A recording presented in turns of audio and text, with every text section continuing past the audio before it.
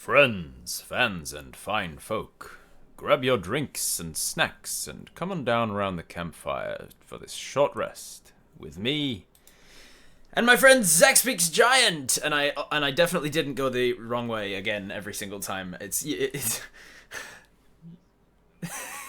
no possible way of me knowing which side of you're on. How you doing, Zac? I'm doing great. It's early in the morning. I've got I'm not a hot drink person, so I've got no tea or coffee, but I've got a wonderful scintillating conversation with my good buddy Rob Hartley. Huh? How's that? Is it just as good as Is that caffeine? good? Is that you paid me a lot of money for that? So You're not meant to tell people. No, you've ruined.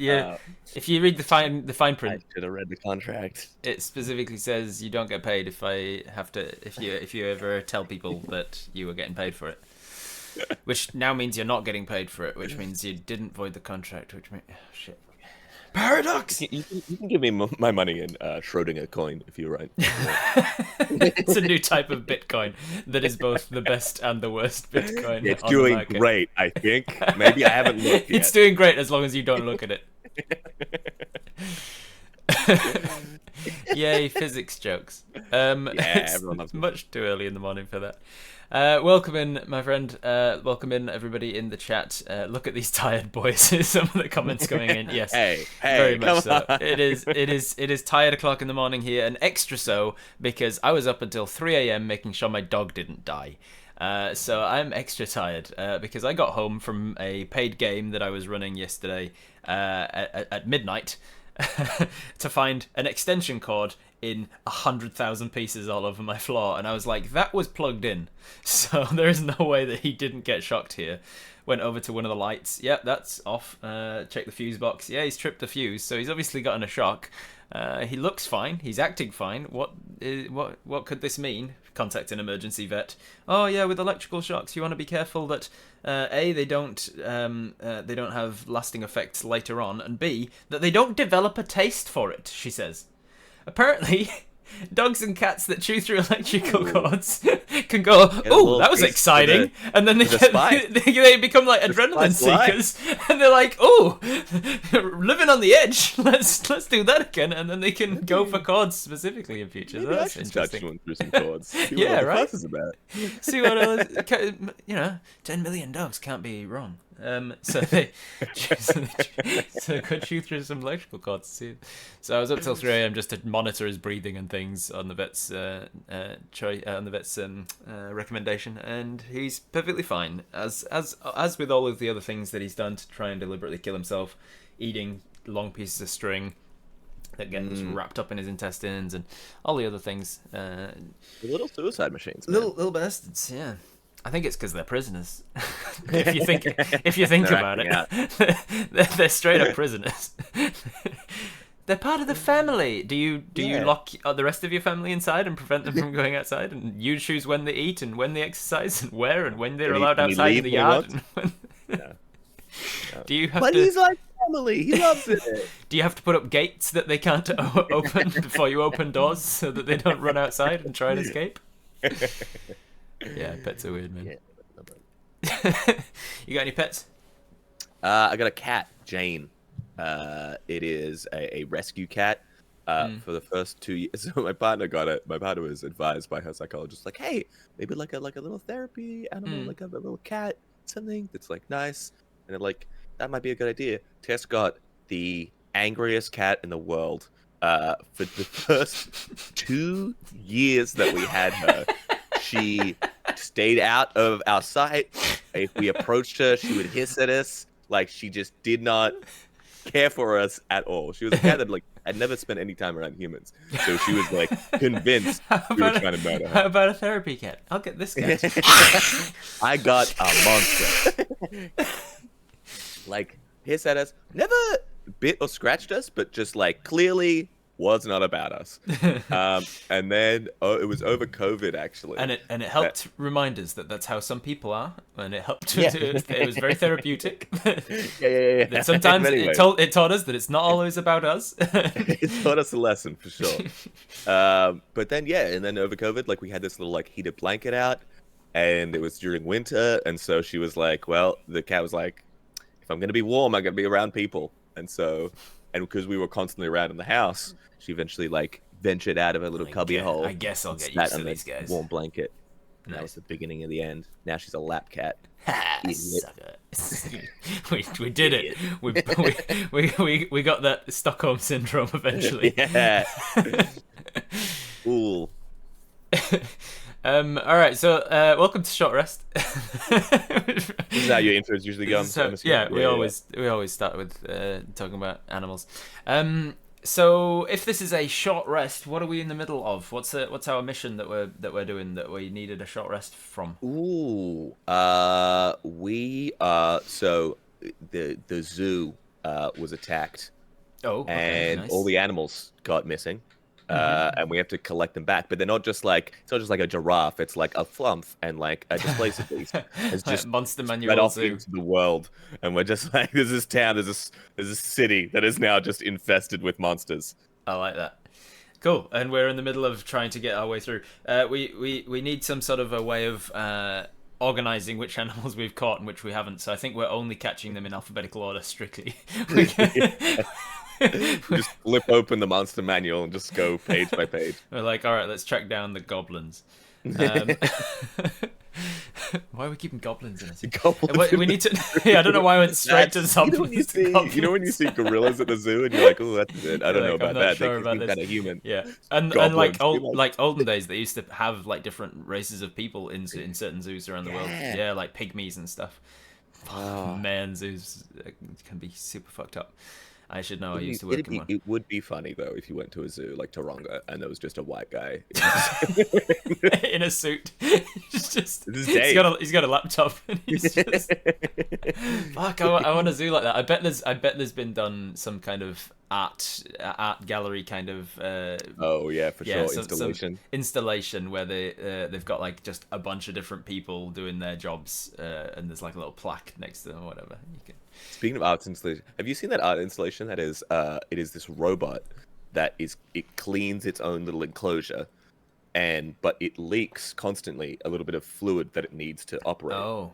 And the fluid is like red like blood, and so it's like constantly cleaning up after itself. Jesus. And then and then it gets worse over time. And it like took like a year or so to complete, where it finally. The room was like so filled with what looked like its own blood that it had finally like stopped being able to operate. So that's kind of what DMing is like.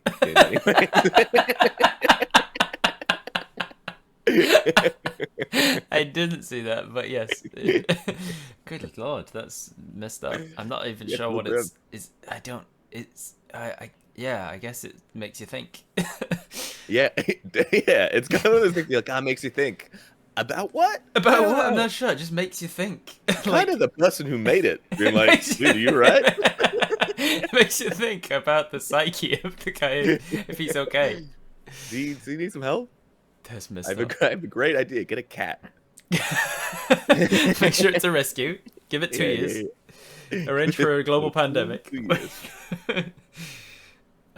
So we're on a short rest from this zoo trip. We're finding which animal are we going for next? Which do we need? Centaurs.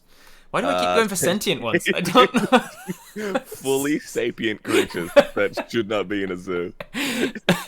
Yeah, we discovered that it's like centaurs, goblins, hobgoblins, and we're like, maybe we shouldn't. Orcs. Like maybe the zoo was bad. Is this a bad zoo? Well, we can't put beholders in there. They just disintegrate their way out. We tried.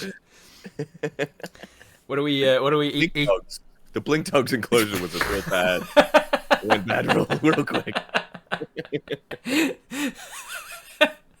Just immediately. Where did they go? Well, that's the thing. They're there. You could see the evidence of what they were. You go over to the stalkers. You go to the displacer beast and it's like, it's out. No, it's not. Wait, it's pressing itself up against the window, so it's freaking the kids out. My favorite bit of the early monster manuals is when you get to the invisible stalker. The art for them is just an empty box. Yes, yeah, that's so good. It is. I like that. Yeah, I like that. It's very good. All right, so we're on a short rest. We're going for blink dogs, let's say, because they've gotten out again. What's are we like sitting down to have a breather around a campfire, or are we Yeah, we've what? taken a very like illogical short rest. We're like right in the middle of things, and we're just like, yeah, but I need One of those my that yeah, one of those that we all know as DMs when somebody's it's like, like I need my hit points, so it's I'm sitting down right here. in the middle of things. Like there's like a burning cart, like running down the street. It's one of Stuff those going memes on. from Community when he comes back in with the pizzas. It's just that happening, and you're like, yeah, but I need my spell slots back. I'm a warlock, Yeah, so I'm gonna have a short rest. I was down 5 hit points, so Especially when people do it not realizing that you don't get all your spell slots back on a short rest unless you're a warlock or whatever, and they're like, I'm gonna so I get my spells back? No, that's a long rest. Oh, I'm gonna start a long rest. You like can't my benefit from a long rest at 3 a.m. You've just woke up from a long rest. That's one of the D&D Logic episodes that I was going to put together. Was like an idea for one of the skits was going to be them finishing a long rest, getting up and like talking about, right, what's the plan for the day, and then getting like ambushed or something, getting absolutely messed up, and then going, well, bedtime again. Then trying to have a long rest again immediately.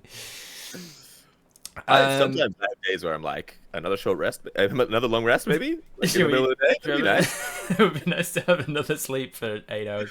I certainly felt like that last night before going out for a paid game. I was like, it's 5 p.m. and I'm getting ready to go out and start work essentially, and I feel like getting in bed. Cool. This is going to be rough. And then thankfully D&D somewhat invigorates me when I'm actually getting started. I'm like, right, Yeah, you had that rush. You got Yeah. kind of tired all the way up to it, and then you're like, all right, last we left our heroes, and you're like, we're in now, yeah. Yeah, it's self-invigorating drug, which is one of the problems because it just keeps going, and then you say yes to more things, and then you're surviving on just the adrenaline of games. And I usually ignore my my own bodily needs while I'm playing, so I'll be standing up for hours and I'll be playing, and then we'll get to the end and I'm packing up, and as I'm packing up, my body's like, hey, are you listening now? And I'm like, oh yeah, sorry, what did you want? And they're like, yeah, okay, we've been dying for a piss for 3 hours. We haven't drunk a single ounce of water. Spas, You like haven't glowing eaten and flashing. You're really tired. Yeah, suddenly everything's all at once as soon as the game's over. And then I crash because hyperfocus. I'm hungry, I'm tired, I'm sleepy. I need a bed. So, I like to start short rests, more than half an hour into it, by talking about names. Where did the name Zac come from? Actually, there is a better story of how that name is than my chosen name, than my stolen name. I would like to hear it. I sometimes I'll do that as a joke to be like, you know, the old drug pull, the old comedy, and I did that when I interviewed Winter's Tales, and I was like, where does AJ come from? Ha ha ha ha. And she's like, well, actually, I did choose that for myself. That's not my legal birth name. I changed it legally later as an adult, and I was like, oh, okay, there's actually a story there. Yeah. So what is the story of Zac? Firstly, is Zac short for anything? Zachary? Yeah. Zacharias. Zacharias. Zach Tholomy. So Zachary is my birth name. But Naum is it's been I didn't choose Naum. If I could have chosen, I would have picked something with less fucking vowels next to each other. Naum. But it's been my family for only a couple of generations. Our family name was Fidel. It's my father, born in Egypt. His family is kind of from Lebanon. Right. As the story goes, and we've heard two different versions of the story. The version that we were told was that essentially there was some unrest in Lebanon a couple generations back. Really? No. And there was essentially a group of Christians. There was like some little tension between the and there were religious-based tension. Religious-based tension? In the Middle East. There was some armed forces coming through, killing people with Christian last names. Our last name used to be Fidel. Oh shit! And so we stole the name of the local rabbi, whose name was Nahum, and then eventually, when we got to Australia, we dropped the "h" because white people, you know. They're like, we better change it to make it easier for white people. Yeah, Let's still it's have really helpful. 60% of it as vowels, all together in the middle. The other story we heard is that our ancestor was actually part of that army. Was like, this is kind of messed up.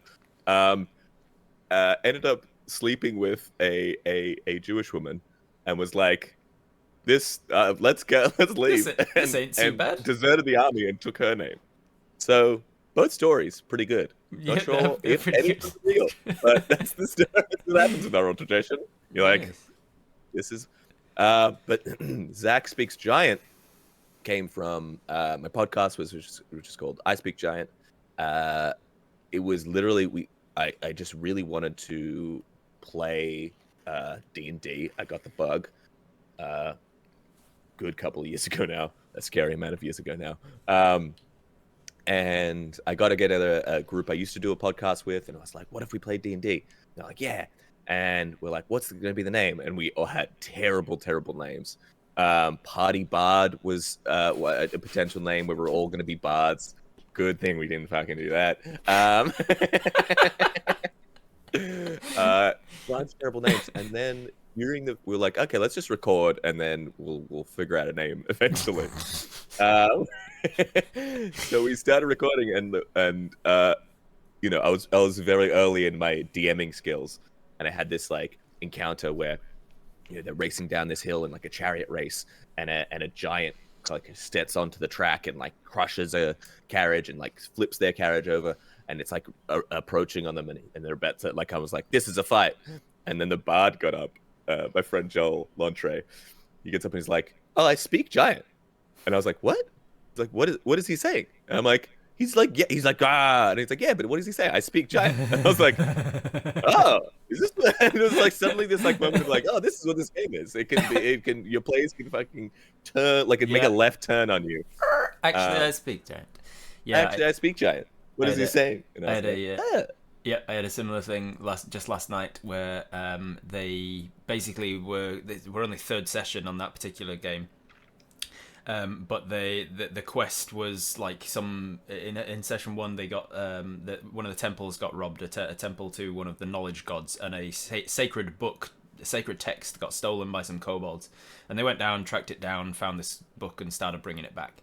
And they were going to deliver it back to the temple, and the guy goes, I'm going to look at what this sacred book is like. And I was like, oh, it's basically a legendary artifact of one of the gods, and it has like instructions in it for how to summon some sort of some weapon of that god. It's a pretty important text to the blah blah blah. And he goes, well, oh, can we like do it? And I was like, oh, it's written in Celestial. And he goes, I speak Celestial. And I was like, oh yeah, you do, that's right, yeah. Oh no. That's funny. You do know Celestial. Take one. Cool. Yeah. Oh, yep, well, the book says, and then you have to improvise an entire book. Nothing better than giving out books in D&D and having to improvise the entire contents of it. I made the very foolish world building just thing that came into my head at one point. I was like, wouldn't it be interesting if Celestial rhymed no matter what language you were speaking in it? And then whenever I have to come up, whenever someone's speaking Celestial, or anyone it ever comes up, I have to come up with rhyming couplets. I always say that that Celestial, when in Celestial, is a very melodic kind of poetry kind of a language, and it has this throat singing sort of multi-tonal thing happening. And then they're like, okay, what does it sound like? And I was like, I can't throat sing. I can't like, use your imagination. I can't. Like monk throat singing. I can't improv. There's a limit to my improvisational skills and my accent work. I can't put on this multi-tonal Tibetan throat singing. I have only one esophagus, as important as that is. So I Speak Giant came from just that interaction of this guy just kind of throwing it in there. In our heads way after the session, we're like, what if we got the podcast I Speak Giant? That would be stupid. And we did do that. And then when it came time to like, that campaign ended and I was doing like stream stuff and YouTube stuff, I was like, what can I call my stuff? Zac Speaks Giant, because I'm not particularly inventive.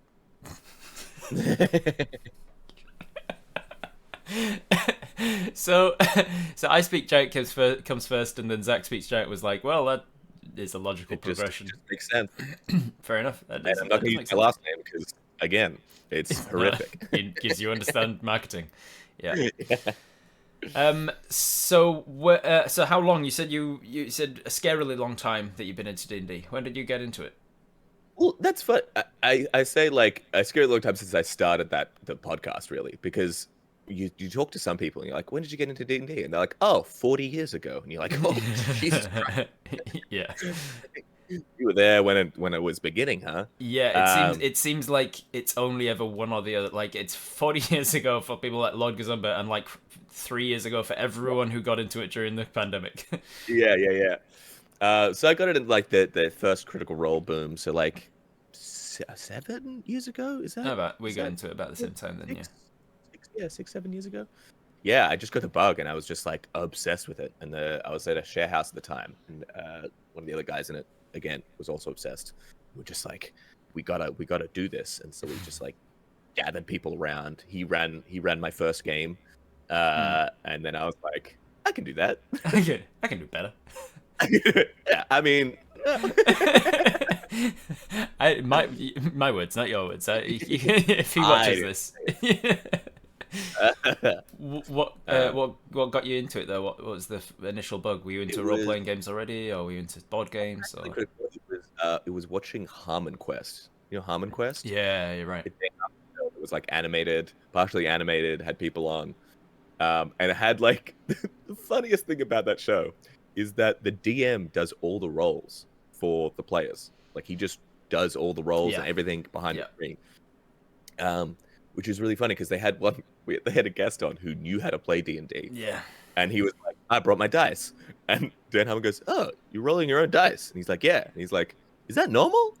And the DM is like, yeah, that's normal. What we do is freakish. No one does it. It was like, I think it was a good way to get into it of like, I know there's maths and rolls happening, but it doesn't like bog down the gameplay at all. It's just people like improving and like coming up with like scenes and stuff like that. And so that is what like drew me in. And then I'm also like, I love the mechanics and like the crunch and stuff, but I think it was that kind of like that a bit new way of looking at D&D, which is like as a vehicle to tell dumb jokes. Fair enough. What was your sort of storytelling kind of experience before that? You ever done acting? You ever done voice acting?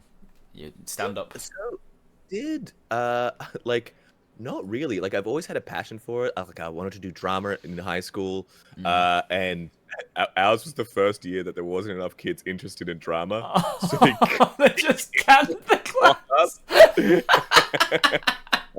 The first year, Holy I was shit. like, no. And so I always did a podcast before. I mean, you'd think if they do that, they'd at least like put on a drama like extracurricular or something. So they don't need a particular number for it. But no. And it's always like I had this like passion for performing. Like I did, so I did like a podcast before that. I always did like, things at uni and in high school of like, performance nights and talent nights and stuff like that. Like I always like wanted to be in front of people as self-centered as that is. We all know. It's the poison.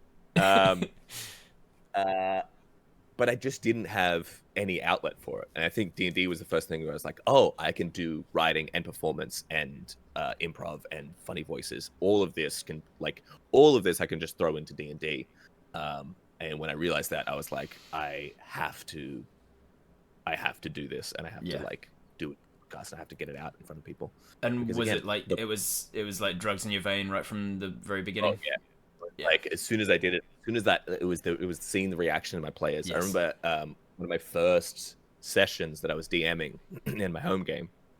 I remember running this this was it a neothic? It's that one-eyed creature that Oh can yeah, yeah. like pull like your secrets from you. Hmm. It's part of the Mines of Fandelver. And I remember messaging all my players beforehand, being like, "Oh, hey, just like heads up, like part of your character, do you have any secrets that you're keeping?"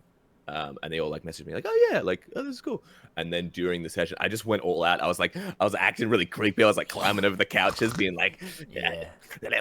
And then like they're like it's like giving like hints that it knows the different secrets, and they're like freaking out. And it was that time where I was just like, "Yeah, this is the shit, man." Yeah. Like getting that visceral reaction out of your players when they're so into it that they're making that, and that still is what gets me. Like that's still like I'll have a few sessions where I'm just kind of like yeah, everyone has that moments where they're like, am I good at this, am I terrible actually?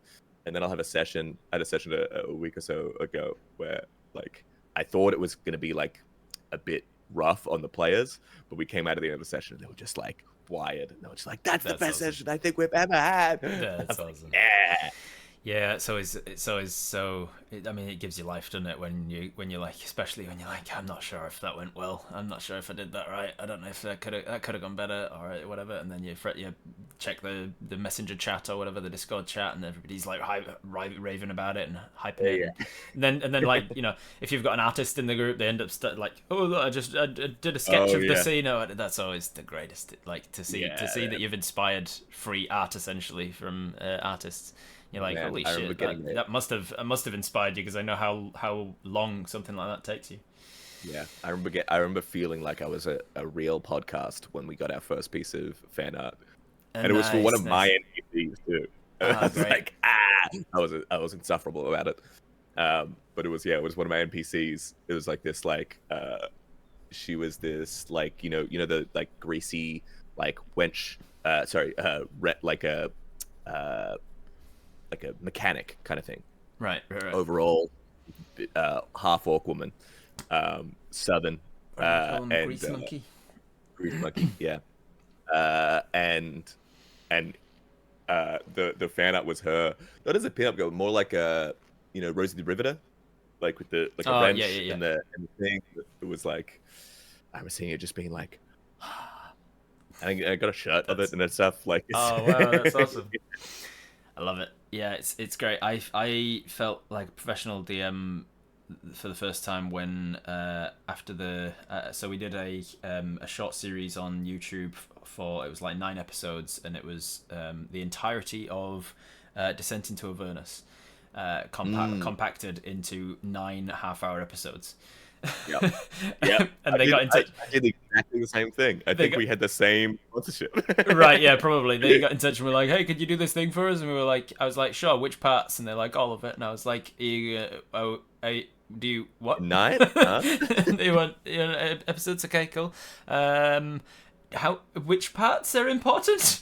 Can I see the PDF? No, we're not going to send you the PDF. It's not ready. It's a story Bible with just- like vague characters. Yeah. and, like, So put this, and this in it. Do you understand what I said? Half-hour episode.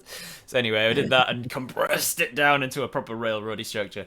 And then after that went up, it was my first huge exposure as a dungeon master, and somebody got in touch on like Facebook Messenger or something, saying like, "Hey, I'm from I think it was Latvia."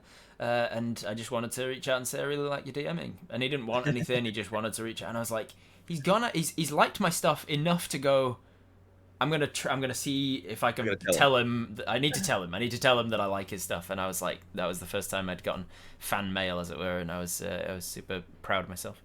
It was a good feeling. We had the same thing where we got to do the Avernus thing, and it was like ahead of time, and it felt so cool. And I remember being like, because we were really small then, like it happened that when they reached out, they were just like looking for any kind of ANZ. Yeah. In terms of us, when like we were pretty small. And so I remember being like, "Oh my god, we're getting sponsored by like Wizards of the Coast, the people that make the game." And I remember posting it on my like telling one of my friends, and one of my friends shared my stream when it was going live, and said, I think his one was like, for people that don't know anything about D&D, like this person, like Zach getting like picked up for this is like your local pickup basketball game getting picked up for the NBA. I was like, yeah, it did feel like that. It did feel like suddenly I was in like the big leagues. Now I get to play here forever, and now it's opened all of the doors for me. It's smooth sailing from here on out. Nothing but gold-plated toilet seats, huh? What was relatively small? What were you on at the time? How big was the podcast? So I was just doing the podcast, and the podcast was getting like 2,000, 3,000 downloads a month, I think. And it's done better and worse over time, but I hadn't started my YouTube stuff, I hadn't started my TikTok stuff. None of that rest of that stuff existed. At the time, with the around 2,000 downloads a month, what were you doing outside of that? Like, I assume that's not enough to be like, this is my whole full-time career. Oh yeah, I was doing social media stuff. Right. So I worked a number of terrible social media jobs where I was completely checked out of my work and just basically I remember clocking in the hours and that's it. Yeah, clocking in the hours. One job I had, my task for the morning that I would give myself was not even at all work related. It was like I'm gonna do a good solid tweet about D&D and build up my Twitter audience. And that was what I spent like an hour and a half on in the morning for my work day in the office. Wow. Because when you're a social media manager, so many people don't know what that means. So they're like, "There's posts up on the channel, okay," and then he's like, "End of questions." I remember that job. They hired like a proper manager level social person who's going to do like the marketing and stuff. She was lovely. She was like one of the best bosses I've ever had. But she came in, she spent a week going through everything. Alarm bells weren't ringing. I was like, yeah, this is fine. And she came to me. She could clearly see the lack of work that I put in. And she had a one-on-one meeting with me the other week, and she's like, so, good things first. No one realized what you've been doing, and you never got fired for it. So I was like, oh, what? That is brilliant. Now onto the bad news. I think you could. Can you extrapolate from the good news what the bad news might be? She was great, actually. She was like, they have those people that are like, what do you want to be doing? And that doesn't where do you see yourself in 5 years? And that doesn't have to be here. And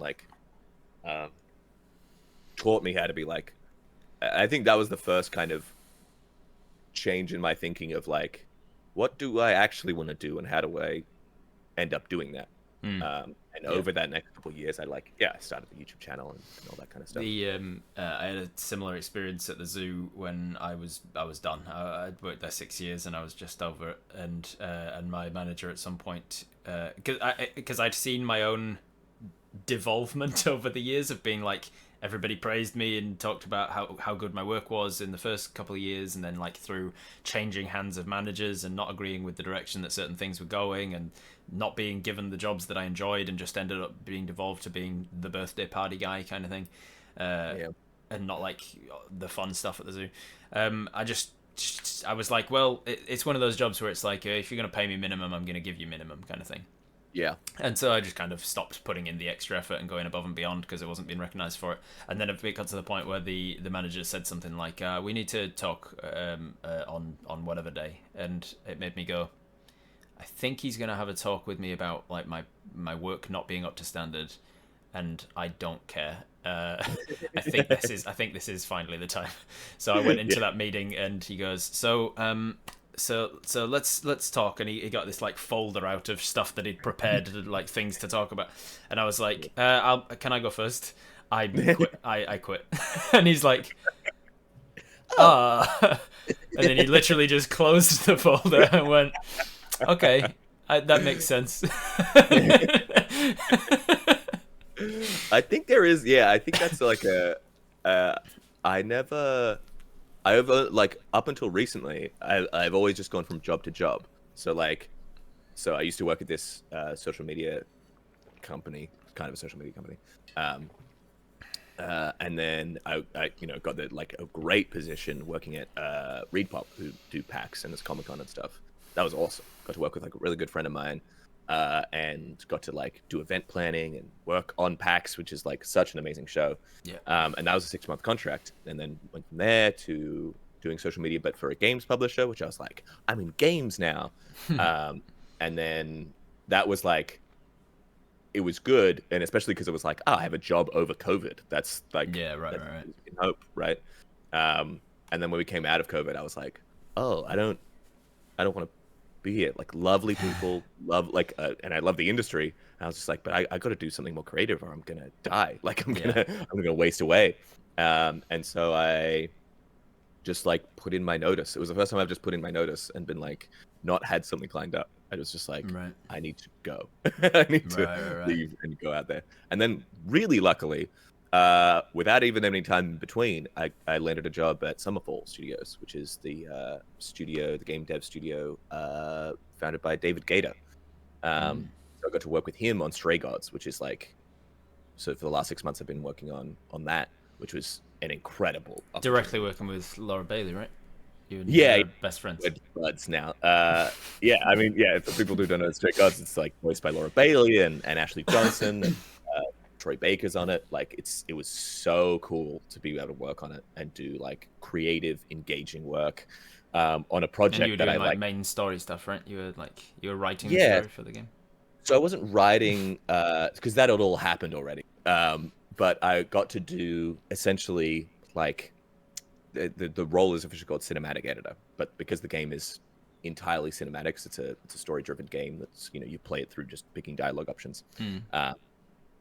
There is, the whole thing is cinematics. So essentially I was like kind of doing the it's so weird because I'm sure you've done plenty of video editing and stuff. Working with film, even digital film, is like, it's static and you can cut it up and you can put effects on it.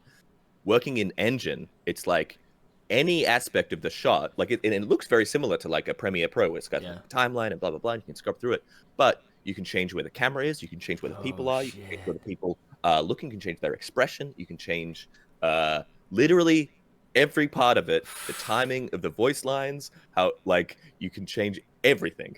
And so when you're like, oh, edit this scene, I'm like, oh, you neaten it up the best you can. It's like, oh no, you can make up to any change. Like, whoa, that's messed up. But it's really cool. I think I'd get choice paralysis because I know how long I can spend on editing a video. Yeah, and it helps that there was like I can kind of cut that. I can trim this cut kind of is a little bit jarring. I could trim a couple more frames off here, or I could do something to smooth this bit out. Or you just spend ages like hyper focused on one thing sometimes. If I had ultimate choice to be like, I can re-record that as well while I'm editing it, and I can choose a different angle and lighting and whatever. Yeah, so it is very much that. It's that, but like we have those storyboard artists and stuff with like kind of laid out. I remember the one of the first things I got to do was like implement a scene. So like kind of put it in from scratch. There is a storyboard that you're kind of working off, but because there is like branches, narrative branches, not everything is storyboarded. So you get to just kind of like, okay, I have one line of the conversation, how it's supposed to go. Yeah. But now I can kind of like, remix and freestyle the rest of it. Yeah. Which was just like, I remember being given that like choice and that opportunity to do that. I was like, wow. I can just do stuff. Like felt That's so amazing. Good. That's amazing. So yeah. What sort of a game is it? It is a role-playing musical. It is it's a very story-based game where you like picking. If you'd have given me like 30 different choices of the different types of games that there are, I wouldn't have put role-playing musical on that list. It's the first game of its kind. It's not like a beat type game. It's not like that. It is literally like a story told. You can you're playing a role. You're picking what your character says, but at moments they will break into song. So the story is that like it's set in modern day, and the gods, like they're real, but they're like kind of behind the scenes. You don't know anything about them when the story starts. and Calliope. You're the front man. You're the front woman of a band, and you're doing auditions. And Calliope, one of the muses of Greek legend, comes and does an audition for you, and she kind of gives you a few like little secretive hints as to who she is, and it's like, okay. And then later that night, she turns up to your door, and she's been stabbed, and she dies, and passes on her power to you. So you become the last muse, and then the entire game is you have a week to solve her murder. But the power of the muse is the power of a musical. Like, it is the power to pull people into a musical number. I love that. It's just so good. It just like fits together. And so the musical numbers are insane. So Austin Wintory did the music. So he did like Journey. He did all like the Assassin's Creed games. He's like an incredible dude. Wow. The music. So the musical numbers, you get to like pick from 3 different choices every time. And you kind of pick the direction of the song, and the music will change based on your previous choices. Cool. So the songs go for like some go to like 5-6 minutes, and they will have entirely different motifs, different like conclusions, different like melodies. All of it changes. These songs are insane. I've seen when you look at the graphs of like how the like spreadsheet goes. It's unbelievable. The amount of work it blew my mind when I played Detroit Become Human. You played that one? Yeah. Huge skill tree. Well, not skill, choice tree on that. And you get to the end of each level, and you can see like all the branching choices that you chose and which ones you didn't, and things. Yeah. It blew my mind that somebody could program that and to like actually write it out and storyboard the whole thing and have like all those different choices and endings and stuff. So much work, but amazing. When is it out, and what platforms? I'm not sure if platforms has been announced yet, but it's definitely on like PC. I believe it's August 3rd. August 3rd. August 3rd. So so you're gonna be playing through it on your Twitch maybe, and showing like, I did this one, pausing and be like, I did this. It's really funny. I wanted, for some reason, I don't know why, when I started it, I was like, I really want to do like a dolly zoom, like or a Hitchcock zoom, where you kind of pull the camera in and zoom out and pull, get that like effect of the background kind of warping around you. I was like, I really want to do it, but I was like, I didn't even worked on it yet, and I was like, I don't know if the game can actually, I don't know if the internal mechanics of it complicated enough to actually do that, but they are. The cinematic like tools in Unreal Engine are insane. Like, you can do anything, and I got to pull off, and then I kind of forgot about it because I was learning the whole system and how it works. And then I had this scene, I was like, the scene's like supposed to be this like rushing in, and it's like this like zoom in, pan in from in front, but it's like this like really like she's coming to this like realization in her powers, and I was like, what? And then not only did I put it in and it like worked, it's in the trailer for the game. Oh, that, shit! Back into the shot is in the trailer. Did you have any say in that, or did you like just find out when you saw the trailer? I just found out when I saw the trailer. Oh wow, that's awesome. Yeah, that's so good. So that's been like I feel like I've kind of like, in all my kind of like video stuff, have kind of like, because the people there are like Sasha Much, who is like the storyboard artist, Benjamin E, who's like the character, one of the character artists. We worked with Benjamin, right? Benjamin E, and he was on the panel. On the panel, just like incredibly talented. To say no, David Gator is like an incredible dude. I had a long chat with him actually about, because I was like, after I finished up work there, we had this like big dinner, and I got chatting with him about D&D, because he's been played D&D for ages. David Gator, for people who don't know, did Dragon Age. He's like did a bunch of the Knights of the Old Republic 2, I think, characters on that.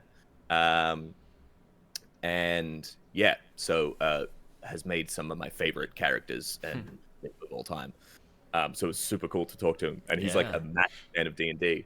And I was talking to him about it. He's like, what do you want to be doing? And I was like, oh, narrative design, 100%. And he's like, what have you been doing? And I was like, do you have any experience? Like, well, D&D, like I've done all these campaigns. He's like, oh yeah. And he's he's like, I actually checked out some of your stuff, and I was like, oh! Nice.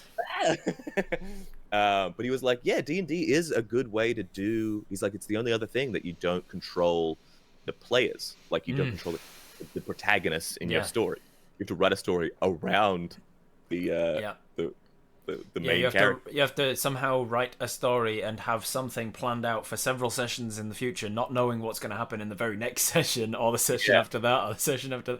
And it's like one of those skill trees of like they could do anything, but also they could do literally anything, because unlike a video game where there is actually limiters and parameters, even the biggest sandboxy video game has like hard limits as to where you can get to. And D&D's like, you can do if you work out some way of magically teleporting yourself, you could go literally anywhere in the universe at different planes of existence. And I have to just start laying the track before the train. Yeah, you have an infinite way to interact with the world, like your verbs, anything, you know. Do it. Like, and not only can you go anywhere, you can engage with any part of it in any way you want, I once described it to somebody as they really weren't understanding it, so I was like, all right, let me try another tact. Have you ever read a choose your own ending book? And they were like, yeah. And I was like, so you'd get to the end of the page, and let's say you're being chased by zombies, and you can, do you want to go left or do you want to go right? And they're like, yeah. And I was like, okay, so instead of do you want to go left, do you want to go right, you've also got the option, do you want to turn around and fight the zombies? Do you want to just stand there and get eaten? Do you want to take off your shoe and take out the shoelace and use the shoelace to fashion a slingshot, and then use the slingshot and once I got blank space that says, what do you want to do? And you get to fill it in yourself. Yeah, I said, so ultimately it does that, and then there's just infinite of every possible option, and then it says turn to page whatever of that, and they were like, oh, so you can do anything? And it's when I said you can throw your shoe at the zombies that they were like, oh, you can do anything. I remember having so my mum is an author. She lived off her own writing for 10 years. She wrote 10 novels. Also raised while she was like, she worked at TAFE, which is kind of like a Australian public university. She was a teacher there, and then moved while she was raising 4 children. Moved from doing that to living off her creative writing, which is to me an insane prospect. I'm like, did you eat much growing up? Did you? We did not. Yeah, she like and so I remember talking to her as I was getting into D&D about like, oh, you know, I'm like writing this campaign. I'm like, not sure where it's gonna go, and I'm talking about it, and she's like, and I remember saying something like, oh, it's gonna be tricky, like getting the players here to this location. I'm not sure what's gonna drive them. And she's like, oh, just like why is that a problem? Just right that they go to the thing. And I was like, oh no. I was like, I don't have a choice of that. He's like, oh. You're like, so imagine writing one of your novels, but the protagonist can do whatever they want. They have free will. You don't. Yeah, they have free will. They are sapient creatures. That you're constantly trying to herd them in, like that. Not railroad, but shepherd. Yeah, this way, please. No, this way. Lead and shepherd. Okay, you went to that field. That's where we wanted to be all along. Just move all of the farm buildings across to the field that the sheep wanted to go to. Yeah. That's amazing. That's such a an interesting background for you to have an author in the family who not only an author but a novelist who knows about writing fiction and understanding story and storytelling and that sort of stuff. Anybody else in your family creative in that respect? Yeah, we all have like a different thing going on. So my eldest brother is in publishing, so book publishing, editor. Dane, the next one down, he's in a rock band. Like he was. Did you base Goose on him? You know what? A lot. Yeah. As the second oldest brother. Yeah, he's like. It's the band he describes. It's a satanic gospel grime folk band. So it is. Did he just open up a word a word generator? You look at the band and you're like, yeah, that's kind of what that is. He has a great live show where it's very theatrical, and it is set up like almost like a gospel kind of thing. Right. But yeah, his album is all about it's essentially the Bible from the perspective of Satan. Right. I saw something just the other day that was like deaths in the Bible, and it was like attributed to Satan or God. there's like 3 deaths in the Bible attributed to Satan, and then got a like lot of people, hundreds of thousands. Yeah. But it's a really theatrical show, so we'll have like plants in the audience. And one time I got to be, so there's this one that at the start of the show, he talked to me about it. I had bandaged up my leg, had crutches in the back of the audience, and then during the show, he has this whole bit where he's like, Does anyone like have any like swords? Is anyone sick? Is anyone down with malady? And I'm like, yes, I'm me. And he's like, come up onto the stage, And then he doesn't call on you, and it was a prank on you the whole time. He just didn't need you at all. Just leave. And then he like sits me up on the front of the stage. And so the first time I did it, my very good friend was there with me, and we had talked this out about what was going to happen. And so my brother sits me up in front of the stage, and he's like, "What happened to you?" And my thing's like nothing. It's just an air conditioning sound inside. He's like, "What happened to you?" And I'm like, "The pox." He's like, "The pox?" Yes, sir. It's like, all right, everyone come forward, put your hands on the boy. Everybody knows the symptom of the pox is you get a broken leg. Broken leg. That dastardly pox. There's smallpox, chicken pox, and broken leg pox. So he like gets the crowd to like bunch in around, and they all put their hands out, and he starts into the next song, and it kind of has like a slow start, that's a build, and everyone's like, whoa, and I'm like, ah, and then he crashes into the first couple of chords, and I jump up, and I throw my crutches into the crowd, and I start dancing up on stage, like this is all playing out, and I'm like dancing, boogieing down, I like do kind of a striptease with the bandage around my leg, like I'm tired, and I'm like, ooh, and then the thing that I worked out with my friend was that he would come forward to the stage, and I would jump off the stage into his arms. He's a big dude, and as he's coming forward, there's a couple of the like security are like, hey mate, okay. And he's like, no, like yeah, he's about to fucking jump off the stage. And he caught me. It was fine. And he catches me, and he like. Instead, you just land on the back of the security guard, koala style. Because he caught me bridal style, so I'm jumping like this out, like sideways. Let's commit. Yeah, if I don't get caught, I'm breaking a coccyx, you know. Oh, nice. That's amazing. And then my next eldest brother is making a game. It's called The Master's Pupil. It is set inside video game. Nice. It is a side-scrolling like puzzle platformer set inside the eye of the French expressionist painter Claude Monet. Oh, shit. And I know you're like going through Monet's garden. Another one. But, side scroller puzzle set in Claude Monet's eye. Yeah. Yeah. If I had $1. Sorry, what was your question? I don't remember. Because Monet, the side scroller suddenly. So Monet's garden, so you can like be wandering through Monet's garden, and yeah. So insanely, every asset of the game is hand painted and then scanned by Claude Monet. By Claude Monet. he's not doing much these days, so they got him on. Real. Been a bit quiet on the old Claude Monet front, huh? Bud? Hasn't come out with anything original in a long time. Yeah, really waiting out for the next banger dropped by Monet. That's amazing. Why? Where did that come from? So he's like a painter. Like he went to art school and stuff, and really wanted to get into like just got the idea for it because Coleman had cataracts over his life, Right. and so the game is kind of like built around his life, so you don't have to know anything about him, and you don't really like it's just like kind of in the background. You wouldn't even know really unless you paid attention.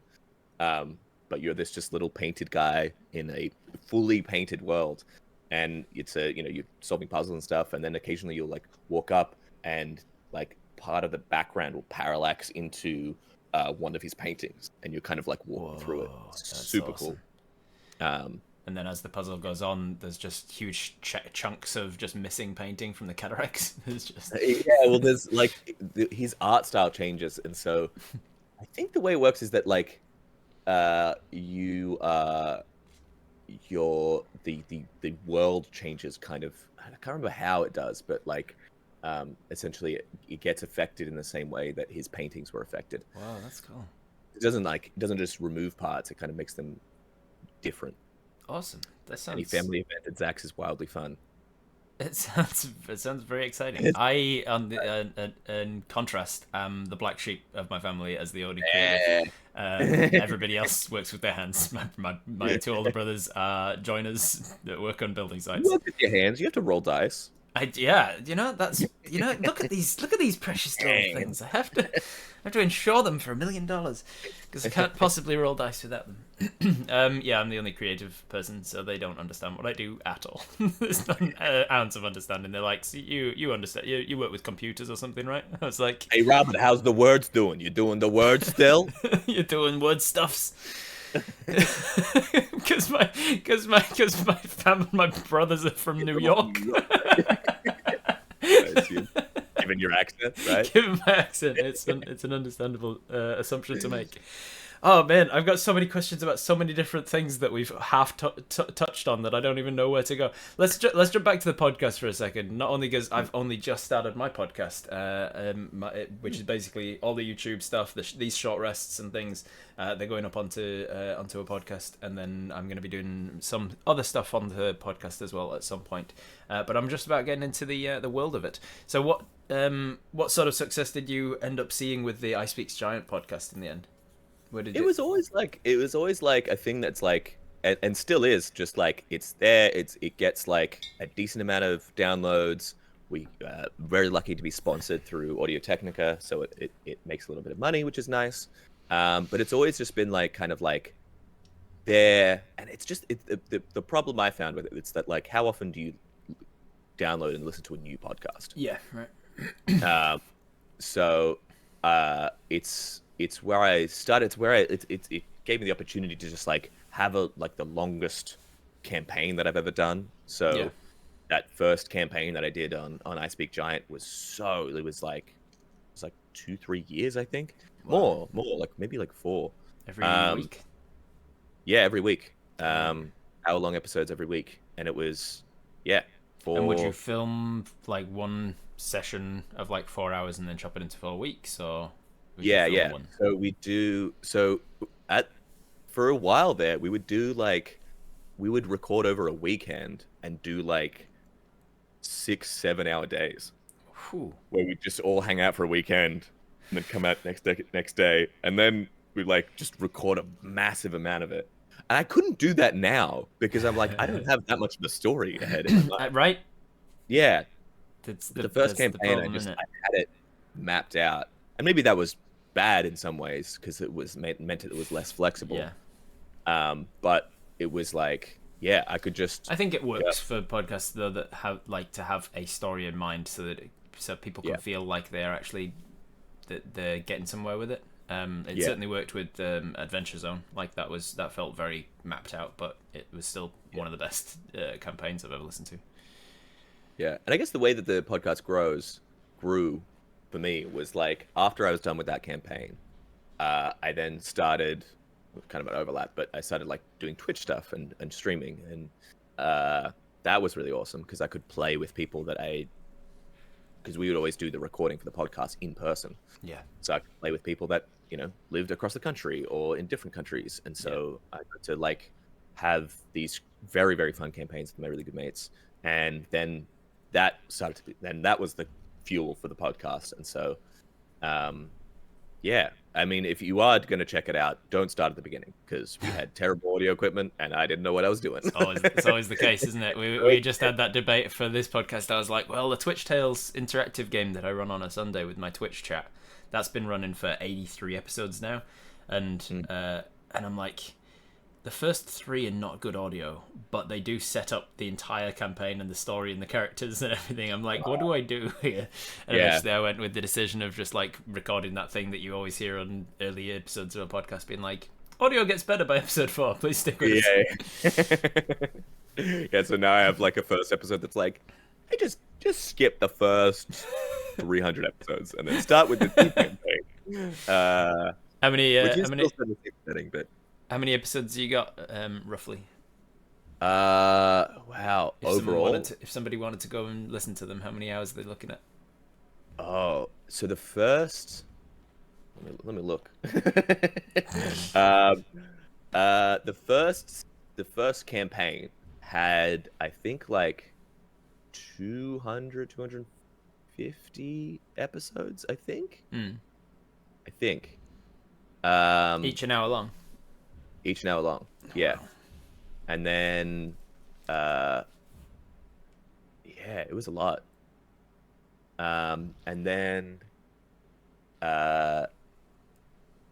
now we have 2 more campaigns that are running simultaneously, that are in their early, like, one's 10, 15 episodes long. The other's like 20, 30 episodes long.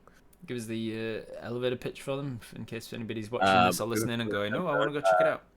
The new campaigns I specifically like made because I was like, I'd done this like long, like fun, and I think like I'm very proud of it, but like massive campaign.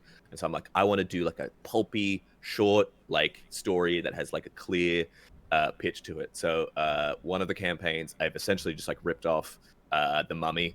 So it is like Indiana Jones, it is The Mummy, it is like Tomb Raider, all of that stuff just like mashed in. It's called Tales of the Sandsea.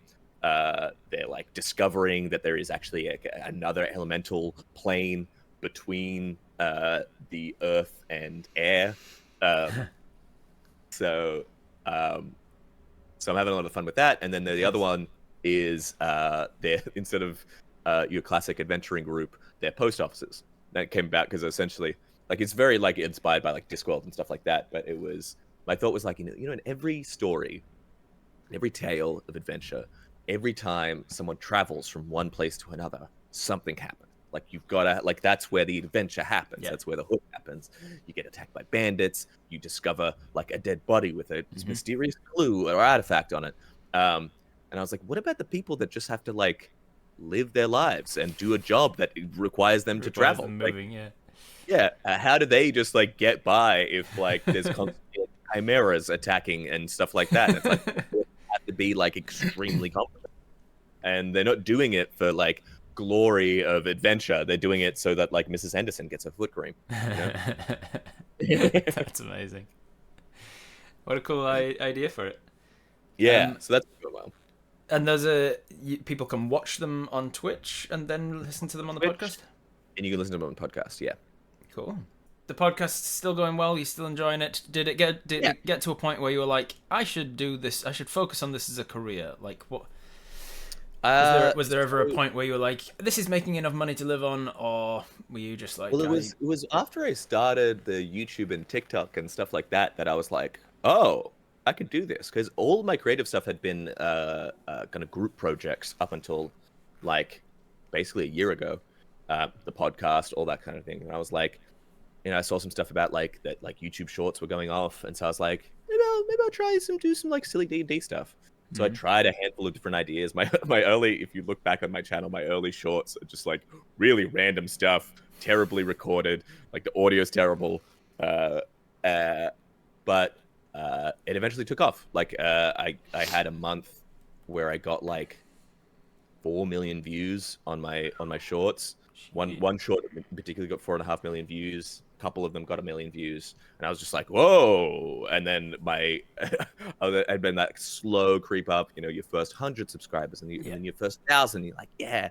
And then it went from like 1,000 to like 35,000 in like about a month and a half. And I was like, whoa, okay. I still wasn't getting any money from it because my channel hadn't got monetized yet. Yeah. Because YouTube doesn't pay. YouTube does not pay. But it was that point I was like, oh, there is a significant audience here. And that was while I was still working at my old job. And then I was kind of like, when I put my resignation in, and then I did end up working for Summerfall after that. But I put it in thinking that, like, if I don't get anything, if I don't like find a job immediately, that's okay. Like, maybe I'll just like put in a bunch of effort into the channel. And now I'm kind of thinking the same thing. So I've kind of like, I'm done with Summerfall. My contract ended with them. So awesome working for them. I might end up working for them again, but it's the sort of thing that it sounds like you did a good job and you were recognized for your good job, so they'll keep in mind for this sort of thing. So the game is done, so they're like, we can't keep on 7 cinematic editors. Just on the payroll doing twiddling thumbs. We can't do anything else in game development. We have no other useful skills apart from editing. So yeah, like so now I'm in the position where I'm like, there's the YouTube stuff happening, there's the Twitch stuff happening, there's the podcast, and it's at the point where I'm like, if I just put a bunch of effort in, maybe it'll turn out okay. Maybe it'll be okay. So confession time. I first heard about you for PAX last year, October, when I was on 2 different panels. The Death Roulette and the Make a World in an Hour that we totally ended up doing for sure. Definitely made that world. It was perfectly fleshed out. Completely. And I was like, who are we on with? And I saw Zac Speaks Giant as one of them, and I was like, I feel like I've heard of him. Let's check him out. Who is he? What is he doing? And I checked you out, and the first things that I was seeing were your reading stories from Reddit, reading D&D stories of Reddit, and I was like, oh, I don't like that. To be fair, I don't either. Yeah, which is what I was gonna get to. I was like, oh, this is not good. This isn't content. This is somebody making content from other people's content, which I've always hated. I always hate that on Instagram and stuff as well, like reels that are just somebody else's reel with like a caption added to it or whatever. Or someone's reacting to it. And there's nothing happening. It's just them just... and I'm like, you're not adding anything to it. Don't stitch yourself onto it. I just hate it. And so I watched your Reddit things and I was like, this isn't great, but hey, I'll try and find something nice to say about it when I meet him in person, I guess. And then I worked with you, and I was like, "Fuck, this guy's hilarious," and he's so like infectious with his energy about D&D and everything. And one of the first things that we ended up getting talking about was you going, "Fuck, I hate how YouTube algorithms are just like the only things that get likes and stuff are these shitty low effort things that I put out or this Reddit." And I was like, "Oh, he gets it. He knows. He's self-aware of the fact that there's not." It's like I can have a little bit of creative fun with like the editing and stuff, and I'm like, I definitely like learned just through like doing it repeatedly that I have a little editing style now. I have a lot of different things that I can employ now. But yeah, like it was my early stuff was like I did some skits, I did a lot of different things, and then the first thing that did really well, got like a couple 100,000 views, was me just reading this D&D post, and it did massively well. And the problem is, since then, because I have a full-time job, these me reading out a post, it's really easy to record, it's really quick to edit, and it's out. Like I can do it the whole thing in like an hour. Yeah. As opposed to another thing where I have to, like, if it's a skit, it's a whole day, a lot more time, and so it's like I always have felt behind the gun in terms of like, I gotta put something out every week. I gotta have something out every week. And so it's like, and it gets to the end of the week, and I'm like, shit, okay, I'll just do another one of those. and they get really good views. So they get good views. There's no incentive. It's like it's the easiest to make, and it's the thing that does the best on my channel. So I'm like, yeah, whatever. It's hilarious to me that a lot of things that get really good views on any platform are stuff from other platforms. On Instagram, it's TikToks, and and like people will tweet just a screenshot of an Instagram post. And then YouTube things of people reading Reddit, and I'm like, you can go to other platforms. It seems like so many audience just like, no, YouTube's my thing, and I will consume all of these other things by proxy through YouTube. Yeah, there's TikToks that should be just tweets. That is just the text. Yeah, it's just the text written on the thing. It's like, just you can read that. There's a platform for that. If you like text posts, just everybody stay to your lane, for Christ's sake. But everything has to be everything now. Like YouTube Shorts was in answer to TikToks and Instagram Reels and stuff, and everything's amalgamated into this one soup where it's just all content on every platform. Yeah, I mean, I upload the same thing to Shorts as I do to TikTok, and which is what I'm going to be doing soon. With now that the podcast's up, the next focus for my stuff is going to be getting on TikTok, because I haven't been yet. And I've heard if you want to grow any kind of an audience, if you want to get your stuff in front of any eyes, you need to be putting it on the TikTok. So I was like, I guess I can stop trying to hold back on that and get on that. Get on that train.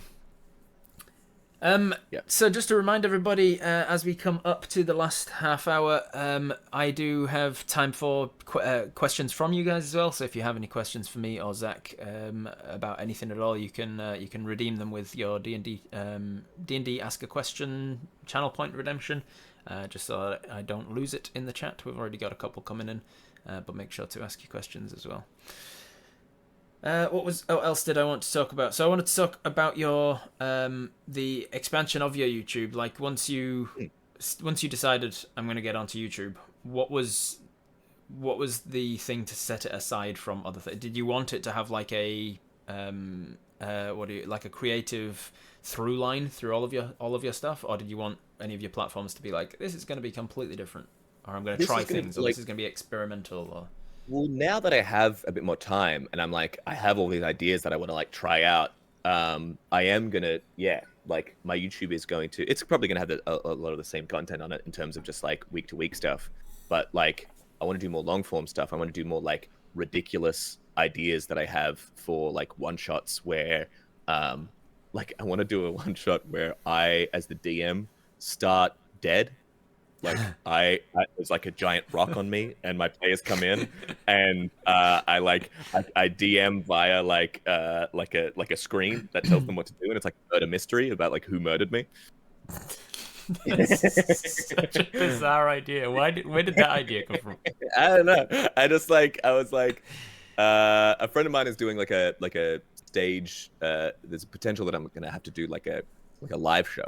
So I was like, what would be funny for an audience to see? It's like it came out and I was under a big rock. Just on this other thing. There's like a knife in my neck and stuff. So are you like behind the screen and you've got like a screen that you can type on from? My thought is like a prop boulder that is like on me and I'm inside like. Oh yeah, inside the rock. So it's like one of those fake situations. It's kind of the opposite of one of those costume, the inflatable like dinosaur or whatever, where you're the legs, but then it looks like you've got fake legs over the top. It's like the other way around of that, where it's your real legs up to the waist, and then a fake Zac on lying down on the desk with a rock on him, and you're inside of that. That's very clever and hilarious and stupid. I have a bunch of different ideas that I'm like, all I needed was the time to be able to like really put them together, that I want to start doing on my YouTube channel, like very silly kind of gimmicks, honestly, but like fun, silly stories and twists of D&D that I think will be fun. But just now I finally have. So YouTube's a little more of a platform for trying new things. Once you have the time to do so. Yeah, that was essentially what all my shorts were at the beginning. Yeah. It was just like, here's a thing, here's a skit, here's like a sticks. good idea. And then one of them stuck, and then I ran out of like any time to do them. Yeah. So, yeah, I think I'm going back. I want to go back to like doing a lot of like different silly ideas and seeing what works out. That sounds fun. What else is for the future? What plans you got for other things? What do you want to be doing? Always like I'm loving my Twitch groups right now. I mean, we play. I now have a chance to like play in more campaigns. Playing on that Wednesday night game with you Yeah, we'll talk about has that been in a super sec too. fun. Um, but yeah, The two that you're running on Twitch, what level are they? they're about level 5 on one, and then the other one I actually made them all different levels. I was Oh, like, interesting. at character creation, I was like, you all have 4 levels. You can give levels to other players if you want. Oh, And so some of them elected to be like, oh, I want to be like level 2 and give my players and give my levels up because like it's interesting creatively for yeah. me to play as like a weaker member of the party. Is it the postal worker one? That's the mummy one. The mummy one. Interesting. That's They're the all different Zancy. levels. Yeah, it was interesting. I was like, I'm gonna try this because I'd played a campaign with this group already, so we were like, we knew each other, we were all comfortable with each other. I knew no one was going to be pressured into giving up levels or anything that they didn't want to. But it's created a really interesting thing because people's backstories will have different power levels, and so it actually fits with Yeah, yeah, yeah. their It does make individual sense that you backstory. do end up getting some players coming out who clearly want to be starting at level 6 because of their Yeah, backstory, and you're like that doesn't fit for a level 1 character. All yeah. of the So stuff we that you've had done. we have a level 2 who's the cleric, which is interesting because they have to Uh, like keep everyone alive, but they're the weakest. yeah, they only got And level then 1 spells. a level 3 paladin who is also funny because he's weak, but he's getting like like paladins get so powerful so quickly. Yes, they It's do. like he's coming into his own. And then we have a couple of level 6s. Nice. Holy cow, that's Um, amazing. How do you balance that? Like, do you just in a fight you just try to it's avoid tricky. going for the ones that only have 20 hit points? You have essentially it's made me I think it's made me better at doing more interesting encounter design because I'm like I have a good mix of weak creatures and stronger creatures. And the more powerful party members will usually square off against Yeah. they'll take out the biggest threats, leaving either leaving the smaller threats to be taken out by the small people, or they're um like a cleric is always handy with a bless Yeah, or yeah, a yeah, yeah. heal, like you always feel, or a Yeah, sanctuary. that's one of the good things that there are certain spells in the game that don't require saving throws, don't use your ability modifier. They're just like bless, guidance. Those things are just useful, even if from level 1. Yeah, and Even if because the you've got a terrible paladin, modifier. yeah, and because the paladin has still has like that burst damage potential, Hmm. but only has very limited spell slots given Yeah, the yeah, relative levels. He still gets that like hero moment where yeah. he'll be getting shit on, and then he has that kind of like like he got a crit on like one of the first encounters, and like there was all Paladin these like crits, man. alligators through the river that they had been like fallen into, and they were on the ropes, and he'd been rolling like he also just rolls terribly. He's that player in the group that Right, just yeah. like, rolls garbage. And the big one, like they hadn't touched it yet. Like the alpha of the group had come up to them, and he just like one shot it with the crit smite. It was like Um, I so had yeah, that. it's I had it's that with interesting. I had that with a group where I threw an aboleth at them, challenge written 10, and I was Yeah, like, I wanted to see, because I wanted to see if aboleths were decent to challenge without them being like a setup bad guy, like as just like a random encounter. Are they good? It turns out no, they're not. But like aboleth's strengths come from like the entire sort of arc of the planning aboleth and leading yeah. up to them, and all of the like using mind manipulating minions to go and deal with stuff, and then eventually getting to the aboleth. But yeah, I Yeah. just kind of used it as a random encounter to see, and one of the Tempest cleric used control water and just put it in a vortex, so he couldn't go anywhere. And then then the paladin was just like Just smite, getting flushed. smite, smite, and it's dead. That'll do it.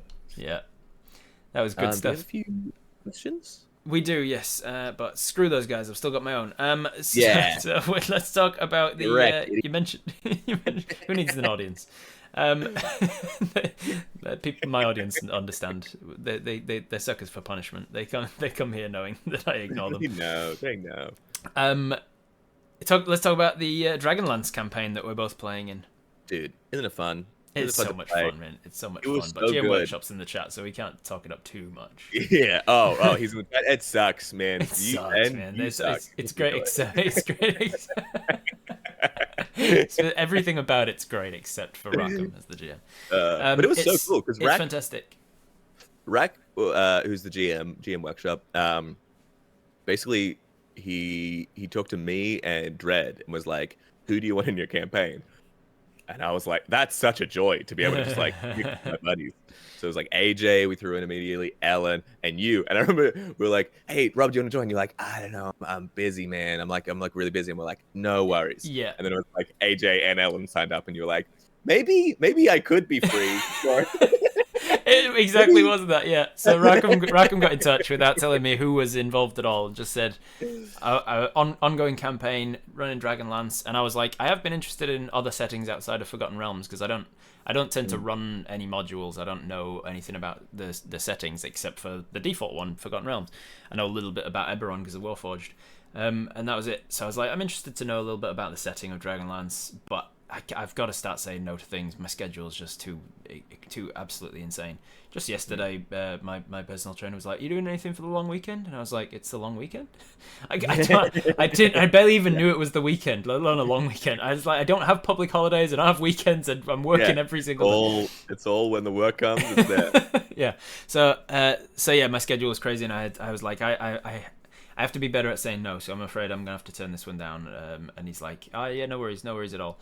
And then I heard Zac is involved, Dread is involved, AJ's involved, Ellen's involved.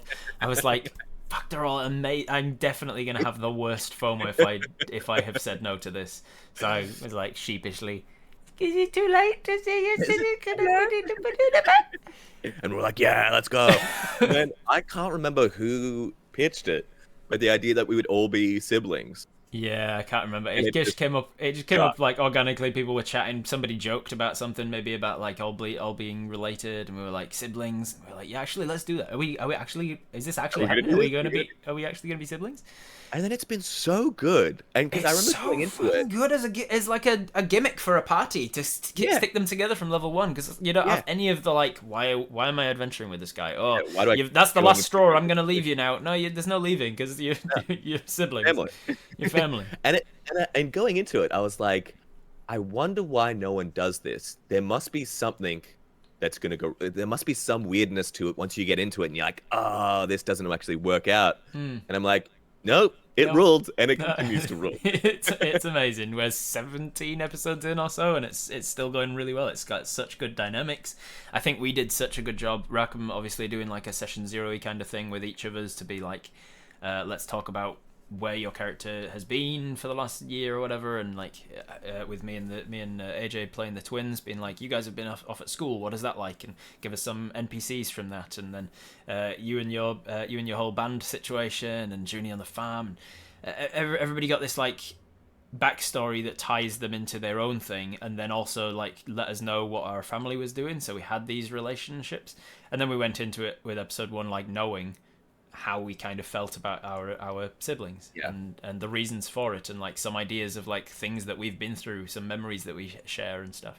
Yeah, I remember those first like 2 or 3 sessions where I was just like, I just want to role play. I just want to like, I know the story's happening, but I just want to like, doing this thing over here, character and have like that out and like all this stuff.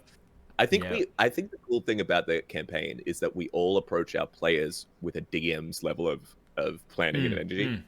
Like, you know, and I love all my players, but they're like, they come for a good time, and that's what I do. And it's like, it feels like we've all finally got an opportunity to play, so we're like, we're gonna like go all out. So we each come with every week with like this like insane level of energy and like prep on our characters. Super cool.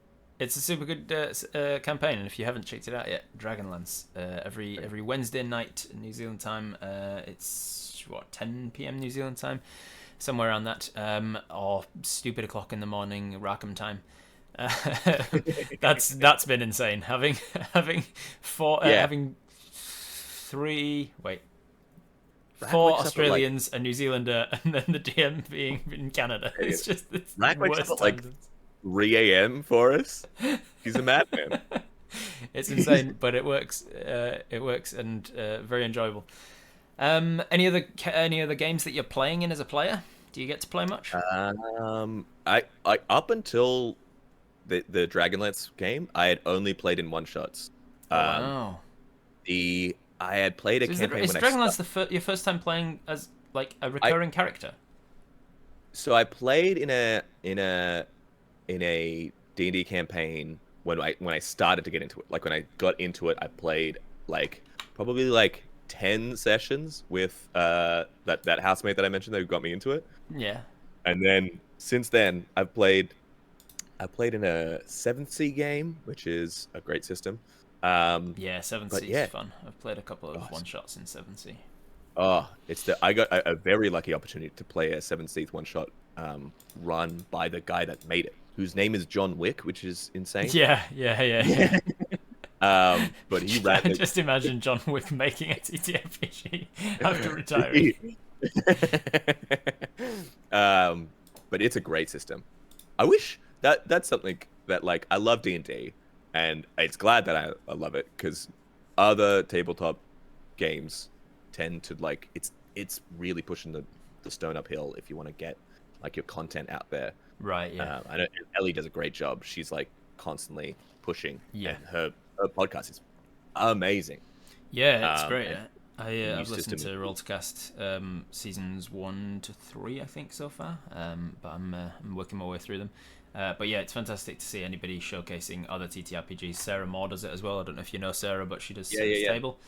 Yeah, and always doing indie TTRPGs and stuff. And she's always reaching out, being like, "Do you want to play Sexy Battle Wizards, or do you want to play Midwestern Mums, or do you want to play Honey Heist, or do you want to play Yeah, she got me snotty play. goblin hanky?" And I'm like, "Sure, yeah, I do." I don't Got me to know. play a session in you were the cats of a witch coven, Oh which yeah, was super fun. The Witch is Dead, or the I think it's called The Witch is Dead or something. Maybe it's a different one. Maybe there's two different ones. But yeah, a one-page RPG that was basically that, where you are the familiars of the witch after she's died, and you have to track down the hunter that killed her. Oh, And get cool. revenge on them or something. I'm also playing in a new campaign with Rack. Should be fun. Ooh, We're all nice. like level 11, and Oh, damn, high I've level. never played at that level, so What do that'll be you fun. have you chosen your character yet? I think we haven't even chatted, but I'm leaning towards I thought an interesting character would be. I've had this in my mind for a little while. I'm not sure if I'll go this or I'll go another direction, but uh like there was like a battle between a wizard and a sorcerer, and in that like arcane magic explosion kind of high energy atmosphere, the wizard spellbook got true polymorphed into a guy, and I'm just Oh, nice. and maybe the wizard and sorcerer like killed each other in the duel. Maybe I'm not sure, but like I'm just a guy who is a book, and so I'm like very literal about things, but like don't understand metaphor really. Um, Everything's black and white. it was black and You're very white. you don't deceive because you're an open book. You're just Yeah, yeah, yeah, that's yeah. awesome. And you'll be a spellcaster, like you'll have all of those spells Yeah, I inside think I'll you. be a wizard, and like I'm my spell book. that's that's meta and weird, and I love it. Yeah. That's such a cool idea. I like it. Maybe you'll go with it. All right. I am gonna let you do some entertaining of people because I am bursting for a pee, and I'll be right back. And then we'll answer some questions from the chat. So people in the chat, get your questions in right now, and then talk to Zach about anything other than unionizing.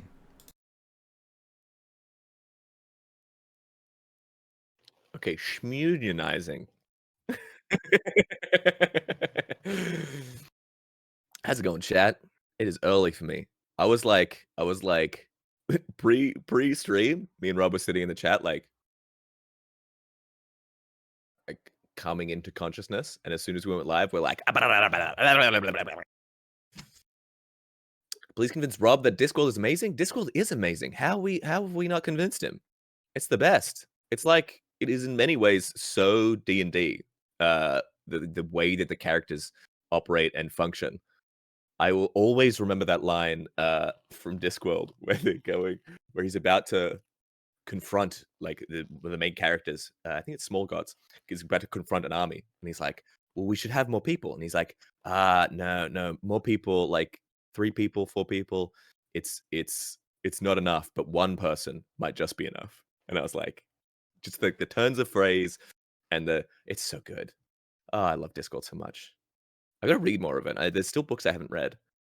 I think I think I have not read specifically some books of the Discworld series because I'm like, at some point I'll have read them all and then it'll be done.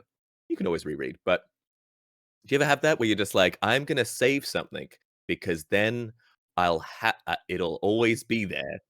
I won't get to experience the thing, but there'll always be some kind of unknown joy left. So it's not that I don't like Discworld. You hate Discworld. That's what everyone's saying. That's what everybody's saying. I have never read Terry Pratchett. I've been in a play of Masquerade, a stage play, and so I'm aware tangentially of Terry Pratchett's work and the Discworld world and whatnot. Obviously, hugely popular, so it's invaded the zeitgeist, and so I know through public, popular culture or what about it. And then in December, when I went to Bali, I took with me the Hogfather, and I was like, let's start reading. And it's just so hard to read. Partly because I just don't read these days, and so reading is a skill that I have allowed to get entirely rusty, and it's hard to focus and possibly undiagnosed ADHD brain on reading when there's so many other things that are more immediately gratifying. But also just with it not having any chapters and like the characters that I wasn't familiar with and like all the names, and I'm like, and who's what and what's going on now, and it keeps changing perspective and telling it from different things. And I just found that I couldn't finish the book. So it's not that I don't like Discworld, it's that I'm not a good reader right now, and probably need to practice that skill some more. Yeah, I've recently got back into reading as well. The Stormlight series, like all of the Brandon Sanderson books, are so like they're very easy to read, and they're like they're pretty easy. Like they can waffle on a bit, but it's usually like the world building in them is super fun. Like like the magic systems. It's like young adult fantasy for adults. it's the best way to describe it. Older adult fantasy. Yeah, it's the similar. Which makes it it's sound like a completely different genre. It's just like that level of like fun fantasy mechanics, but like not like allowing itself to be complex in its like systems and stuff, and the way that it like and the characters, like not having to dumb it down, for a younger audience. That makes sense. Stormlight, people. Stormlight, Mistborn, incredible series. All right. Well, we shall start getting into chat questions then. So make sure you're getting them in if you haven't already. So from Bigger Blue, question: do you let the DM monologue with the bad guy before a fight, or do you jump in and interrupt? I only had one. I've had villain monologues happen before. One of them, very different ones. One of them was the reason they let her do it. She was this like one of my favorite NPCs actually was the villain for the first season, the first campaign. And she was a general who had like made a pact. She was like a fighter warlock who had made a pact with like a eldritch power to take like power of the nation, because she thought they weren't doing enough to kind of defend their nation from an outside threat, and then ended up like turning evil. But when they finally confronted her at the end of the first season, there was like a big confrontational battle. She had this moment of lucidity where she's just like, I realize what I've done. Like, and I only have a few moments to tell you that I'm proud of you and you're going to do great. And then she just like, and then she changes and she like rushes them. And they were all like, nice. That's cool. I like a bit of like it doesn't make any sense often, but I love a bit of monologue, Yeah, a you bit of got it. back and I, forth. I literally made a homebrewed spell for my game, kind of a tongue-in-cheek one. I've well, two one I've called exposition cantrip, which is you just cast the exposition. It's when the scout has gone off and done the scouting, and then like the GM has told you all at the table, like, oh, this is what you Oh, see is the yeah. scout, blah blah blah, and then the scout goes back to the party and Here's what I invariably they saw want in to real role time. play. Yeah, invariably they want to role play out the entire thing of just like, hey, this is what I said, and I say, all right, so you get back to the party, you cast the exposition cantrip, everybody is made aware of everything you've seen. And the other one, the other sort of tongue-in-cheek homebrew spell is called monologue. And it's a spell that all of my villains get, all of my like big bad evil guys. It specifically has no verbal, somatic, or material components, so you can't tell that they're going to cast it and counter spell it. And it's basically the ninth level spell time stop, but with the difference that everybody in the time stop is aware of everything that's happening while they're in the time stop, and the villain cannot do any actions essentially during the time stop Only other free than actions, speak. only So talk. he casts this monologue to be like, all right, I'm gonna get this fucking monologue out so that you are going to listen to the big evil plan that has been driving this entire campaign for the last 7 years. We're not we're not going to have you interrupt it with a javelin to his face as soon as I start. I also love like a during the battle monologue as well. Yes, Like, yeah, I love you to do you that. exchange a few blows, you go back and forth, you have the villain start Saying a shit couple of talking. things, yeah. Every Yeah. every couple of turns, you just jump in and say something else. Especially when Yeah. you've realised that the fight has started before you got the chance to use Yeah. the You're exposition like, that you really "Ooh." needed them to have about the villain's motivations. You're like, better drop this in, sprinkle this in throughout this entire scene, so Gotta that they make can. this make sense. Well, they They just gotta they straight up gotta know this part of the backstory, or else the rest of the fucking the campaign is rest not of the gonna thing work. doesn't make any sense. Yeah, this huge clue that I need to drop as part of this fight. Well, they just killed the guy. I guess they find it on his body. Why would he have this written down on his body? He's got a gemstone on him that acts like a personal recording device that he keeps his memos on. Yeah, you have his dictator from earlier. He's giving himself notes. All right. Nerdwitch asks for Zach. Are you a Dragon Age fan? And if so, what's your world state? What's my world state? I can't remember the world states for it, but I am a Dragon Age fan. I loved playing the first one. Love the first, second. What was the latest one? Inquisition was okay, but embarrassingly, so I ended up working with David Gator in the interview process. It was a different guy that's getting the interview, but he was like, hey, he's like, what? He's like, so you're gonna be working with David Gator? Like, are you aware of his work? And I'm like, yes, I do. I'm like a massive fan of the stuff he's done. I'm like, Mass Effect is just like one of my favorite games. And it's just like I put so many hours into that. And they're like, okay. And then after the interview is when I clocked. After it was done, I was like, oh my god. Oh no. And then the second interview, they had this question that they said that they ask everyone, which is like, hey, which is a great question, interview question for a second round interview. Which is like, hey, was there anything? The question, the question in the second interview, which they say they ask everyone, is: are you aware that he has nothing to do with Mass Effect? They ask everyone. They ask everyone.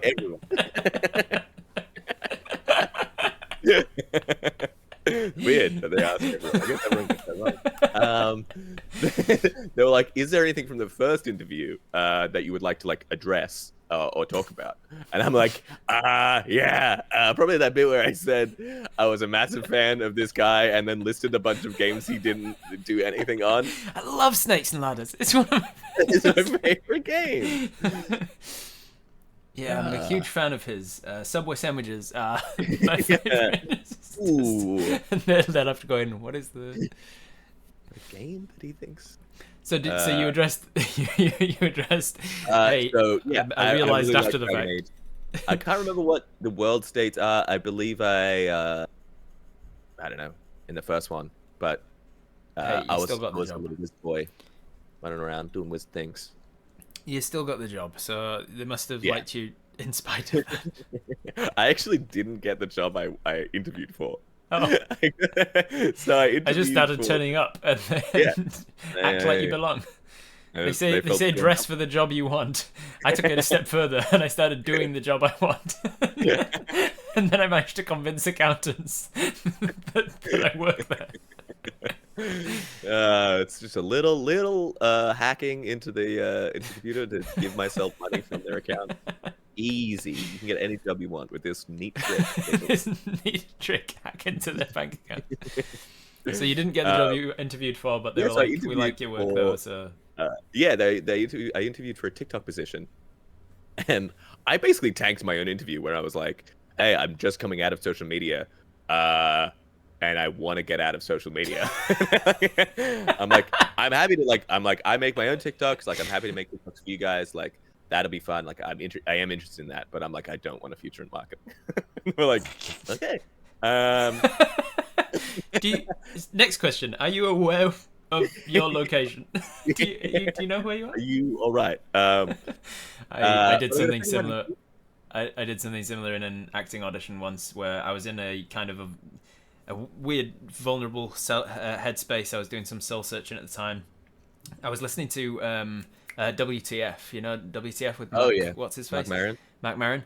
And he talks a lot, very openly and honestly, about like his struggles with anger management and his addictions and stuff. And like that is, for anyone who doesn't know, it's a podcast called WTF with Mac Maron, and he interviews everyone, celebrities. He's interviewed Barack Obama while he was president.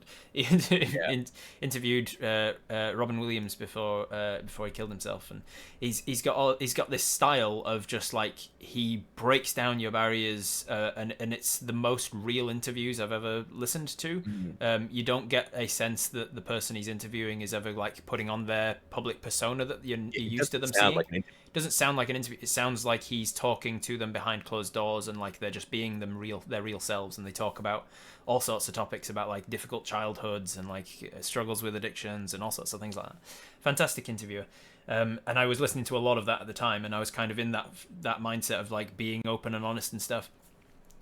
And then I went for this audition, and they said something in this audition like, "What's your what do you struggle with most?" or something. And I was like, probably like anger management, like my volatile anger. I think I get it from my mom.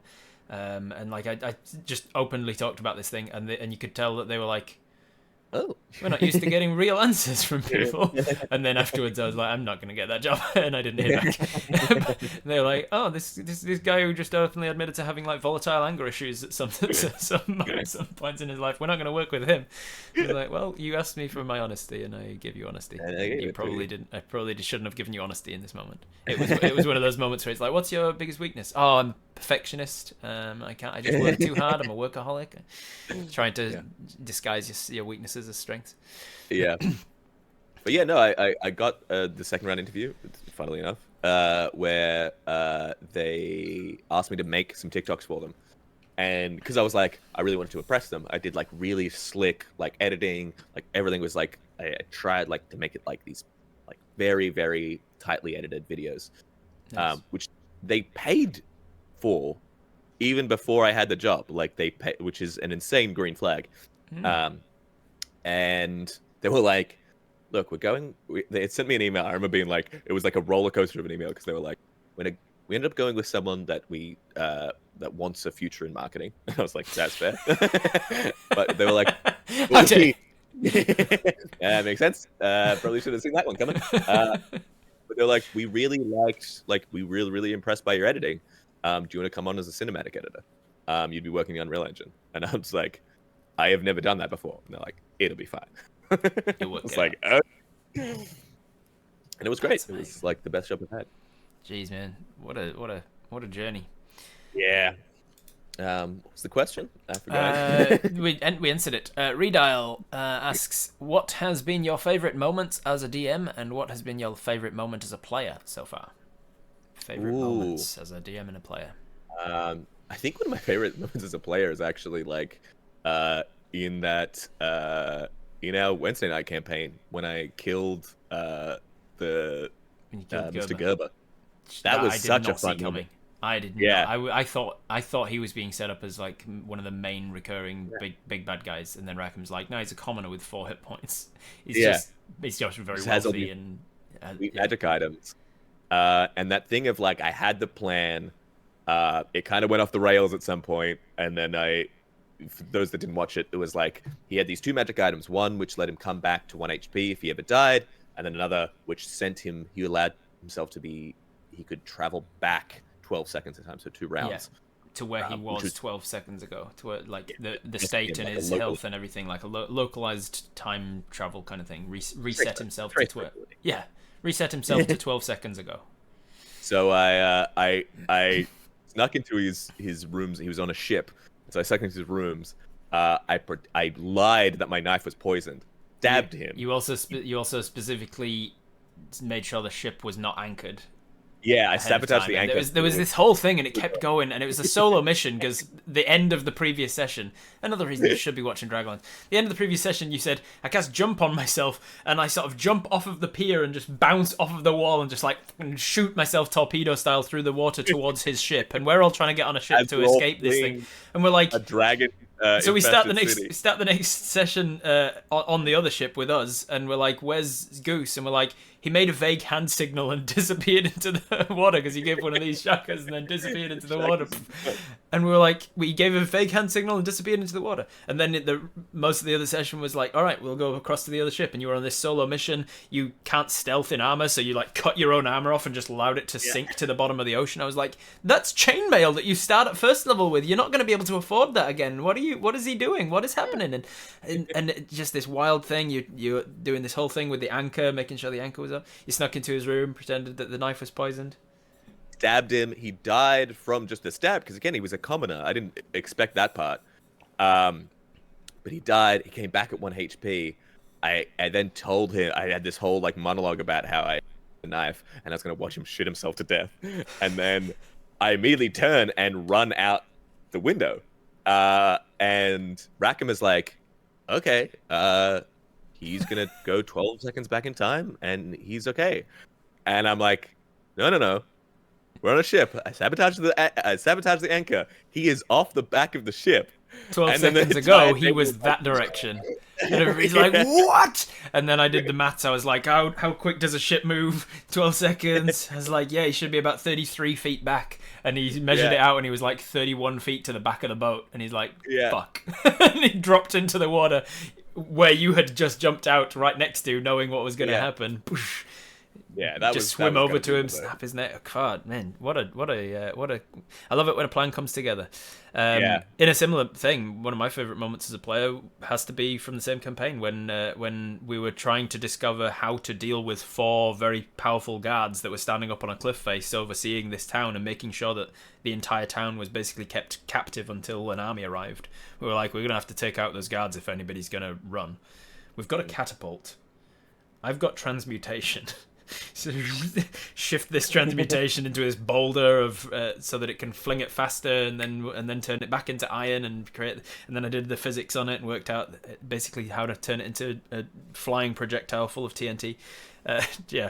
Amazing moments coming out of that Dragonlance. I thought you were going to say the catapult on the arrow. That was another good one as well. That was so good. Flinging the bolt back up the shaft of the crossbow essentially and exploding a guy off of the back of a dragon. Yeah, that was cool. Especially because I had to work out. I was like, okay, what's the length of my distance of my things and how do I get? So I need to get 30 feet closer if I'm going to hit. Oh, I've got face step. I can go onto it. And I was like, I'll face step into the air 30 feet and cast it and fall if I have to. But thankfully there was a building that was also 30 feet tall and I just jumped onto that and used that. Yeah, so good. So many good moments. You should definitely be checking out Dragonlance if you aren't already. All right, let's speed round it. Gentleman Jim says, question for both of you, world building related. How do you guys deal with a long time ago when elves live nearly 10 times longer than humans? In real life, the Magna Carta was signed within the last couple of generations for an elf. That is something that has come up in my games before where I'm like, oh shit, if I say this is 1,000 years ago, there might be some elves that are still around that it is remember tricky. It. So I had that coming into my, that was like one of the core parts of the world that I built was that elves, I was like, elves are just old, like what the shit?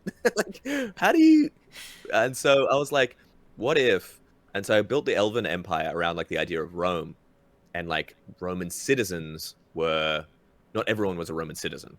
in Rome. It's like Right. only if you were important. And it's like, what if elves were like in the same way that like a 50-year-old person doesn't pay much attention to the opinions of a 5-year-old. Yeah. A 500-year-old isn't going to pay attention to Yeah. the opinions of a 50-year-old. So I had elves as be this like kind of supremacist, a little bit like previously in their empire, lower people with shorter lifespans were enslaved, and now they weren't.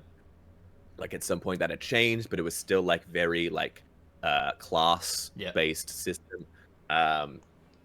And but then the first person to play an elf was my friend who's from Arkansas, and she has like a Southern American voice. And so as soon as that happened, I was like, oh, they're American. They're the American South. Like it like they have a history with racism and slavery, and elves are all Southern. And so now all elves like, and then it just became more and more of a joke as the campaign went on. Like I described at some point, like these elven dignitaries coming over, and they're all dressed in like their ceremonial robes, and they're like, well, what would their ceremonial clothes be? And I'm like, I guess it would be like a big 10-gallon hat and the spurs and the boots, full of bowler tie. That's amazing. I love that. Yeah, I think in terms of their lifespan is that the direction I went with it is that they don't really care about this other like, and they were happy to like, they're happy to sign like momentary treaties for them, which is like 100-year ceasefire. Yeah. They're like, oh, that's nothing. We can around. Yeah, I think about it the same way, that like number one, they live so much longer than any other race, even the long-lived races like dwarves. They'll still be like double that. That they just don't see things in the same time scale, and they don't care about trivial matters. Like you might go to the elves and be like pitching them, there's orcs coming, there's gonna be a war, and they're like, the war's gonna last like 2 years, 3 years. What does it matter? It's like a month. So there's that. There's also the element that I remember. I remember that memory is not infallible, and maybe it is for your elves, but that's a world building question. Like I'm 34 and I don't really have any memories before like 10, and I definitely don't have like consistent memories until I was like 16 or so, and I was starting to like get. You only have about 10 years of memory. Yeah, you only really remember consistent memories that like shape who you are as a person of the last like 10 years. And so the elves, yes, they might have been around for the last 700 years, but they probably only remember the last like 100 or so. If you like did something to spark a memory from 500 years ago, they'd be like, yeah, I remember there was something. Yeah, hey, the hat. Yeah. Oh yeah, there was that whole period when the volcano exploded. That was a nasty couple of years, wasn't it? It's like that was 250 years. Oh yeah, it was stretched on a little bit, didn't it? Yeah, so that's kind of how I deal with it. There's a whole forest around it now. That's nice. I also heard this like messed up thing that I definitely would have put into my campaigns, which is the practice of elves doing practice families with humans. Oh. Where they're like, oh, you have a practice family with some humans, because then they'll like, it's like 50 years, and then you learn how to raise a child and all that stuff. Yeah. And it's your practice. It's like I've heard about elves treating humans as pets in the same way that we look at a dog and be like, yeah, the dog's gonna be with me for like 14 years maybe of my life. Yeah, but it's like if you've watched like 20% of my life, and it's sort of for a human, for an elf. Yeah, you've watched Invincible, Omni-Man, that kind of like, if you watch that show, it's like a Superman like parallel. Oh right, he's a person, and he talks about like, he's like, your mother's nice, but like she's just like, she's more like a pet. Like looking to his son, being like, because his son has his abilities, he's like, there's no one else. All these rest of the people, they're like, they're nothing. Like I've thought about that as well with my elves before. There's a character, an NPC in the Vive la Dirt League campaign that I have him as like he has a thing for human women, and so he's had like 7 wives, but it's not like he's Henry VIII and divorces and gets bored of them or whatever. He'll have their wife for their entire life. They'll live their life together, and then she'll die, and he'll mourn. He'll mourn and grieve, and then he'll move on and find another wife, and he'll marry another wife, and they'll have their whole life together, and he's on his like 7th wife and something. Oh, that's so wild. Yeah, it's messed up stuff. I need to put in some work, some like world building work to like delving deeper into like the implications of stuff like that with my different races, and being like, how would they treat death? What would they think about with funerals? And how would they what would the rest of your life kind of look like? And what would judiciary systems look like for a culture where you've got a melting pot of different things? Would different races get sentenced for different lengths of time in prison for the same crime because it's a percentage of their life, rather than because you sentence a human for 10 years in prison or an elf for 10 years in prison, it's going to mean it's going to have different disincentivizing. Or is that not how it works, and people are like vying for that to be how, like, it's like the elves should get sentenced longer. It's not a life sentence. Redial asks, mostly for Zach, but also Rob, for newer people who haven't heard this story. What was the very first character you ever played in a campaign, and how did that go? What was your very first character? Very first character. I remember I put like way too much work into him. He was a sorcerer, maybe a wizard. But I remember he was a wizard. That's right. And instead of a spell book, character, he had a spell book. Instead of a spell book, he had a deck of cards, and he would essentially, like, him preparing his spells was him like getting a hand of certain cards together, and so certain spells in my mind were associated with different cards. So like, oh, cool. And different suits with like certain like evocation was more. Right. Clubs, I think, and I was gonna say clubs, and like buffs were diamonds or hearts.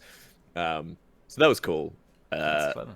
Very, very theatrical. Did you actually have a pack of cards on hand when you were playing? Yeah, I had a pack of cards. So I would read them out. It was cool. I worked with the DM.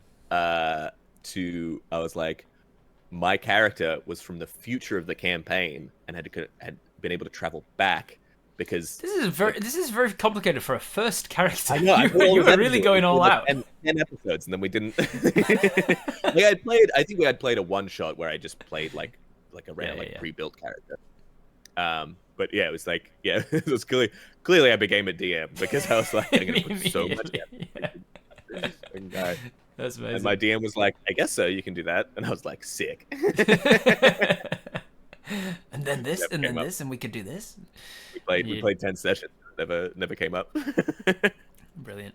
My first character was a wood elf monk, because I went round a guy, and it was just a one shot thing where I was like, I think that's D&D. Could you run as a game? Let's see if I enjoy this. And pupils dilate. Yes, I enjoy this. Let's do this more. But yeah, he just gave me a pre-gen essentially, and said, do you want to be a fighter, a monk, or a whatever? And I was like, what do they mean? And he's like, fighters are good at fighting, monks are kind of martial artists, kind of like Jedis. And I was like, that one. And I went with monk, and it was amazing, and I loved it. All right. Talk us through your thoughts during the chaos of Death Roulette back at PAX. Will we ever see Weed Steve again? Weed Steve. I think Weed Steve, he's matured a lot. You going to PAX this year? Hell yeah, man. Yeah, you want to be on the Death Roulette panel? Absolutely. Sweet. Absolutely. You heard it here first, guys. Yeah, I haven't applied for it yet, but I figured, being that it's like one of the most successful panels they've ever had at PAX Australia, it would be odd to turn me down for it. I just need to decide on the panel of people. Yeah. So funny that Death Roulette thing. I had done that before. I had done that idea.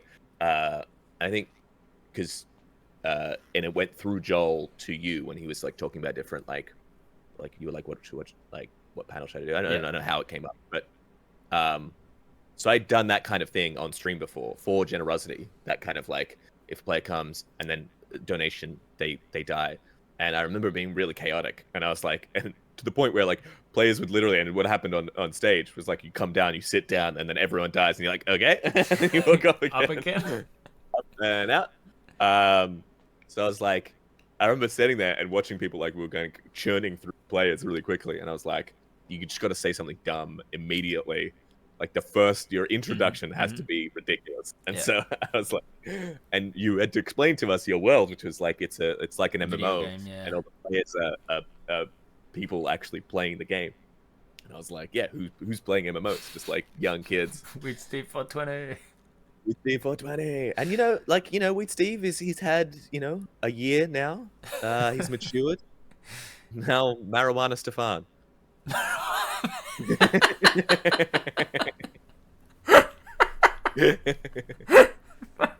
Stefan. 420. 420, yeah. You gotta remember your roots, That would be great. So yeah, we'll look forward to seeing Weed Steve again, maybe. For those who don't have a clue what we were talking about, it was a panel I ran at PAX for Adam from Viva La Dirt League as a level 20 character, and then I had about 10 other people that were all level 1 characters, and the level 1 characters could be killed by donations, essentially, and I vastly underestimated how much people were willing to donate, and so people started racking in those donations immediately, and I was like, okay, we are falling behind on the deaths, so you all die, move on, next person, oh, you all die too. It was a lot of fun, and we're going to be doing it again this year, hopefully. I was kind of waiting for them to just reach out and ask the same way that they did last year, because I wasn't the one who pitched it last year.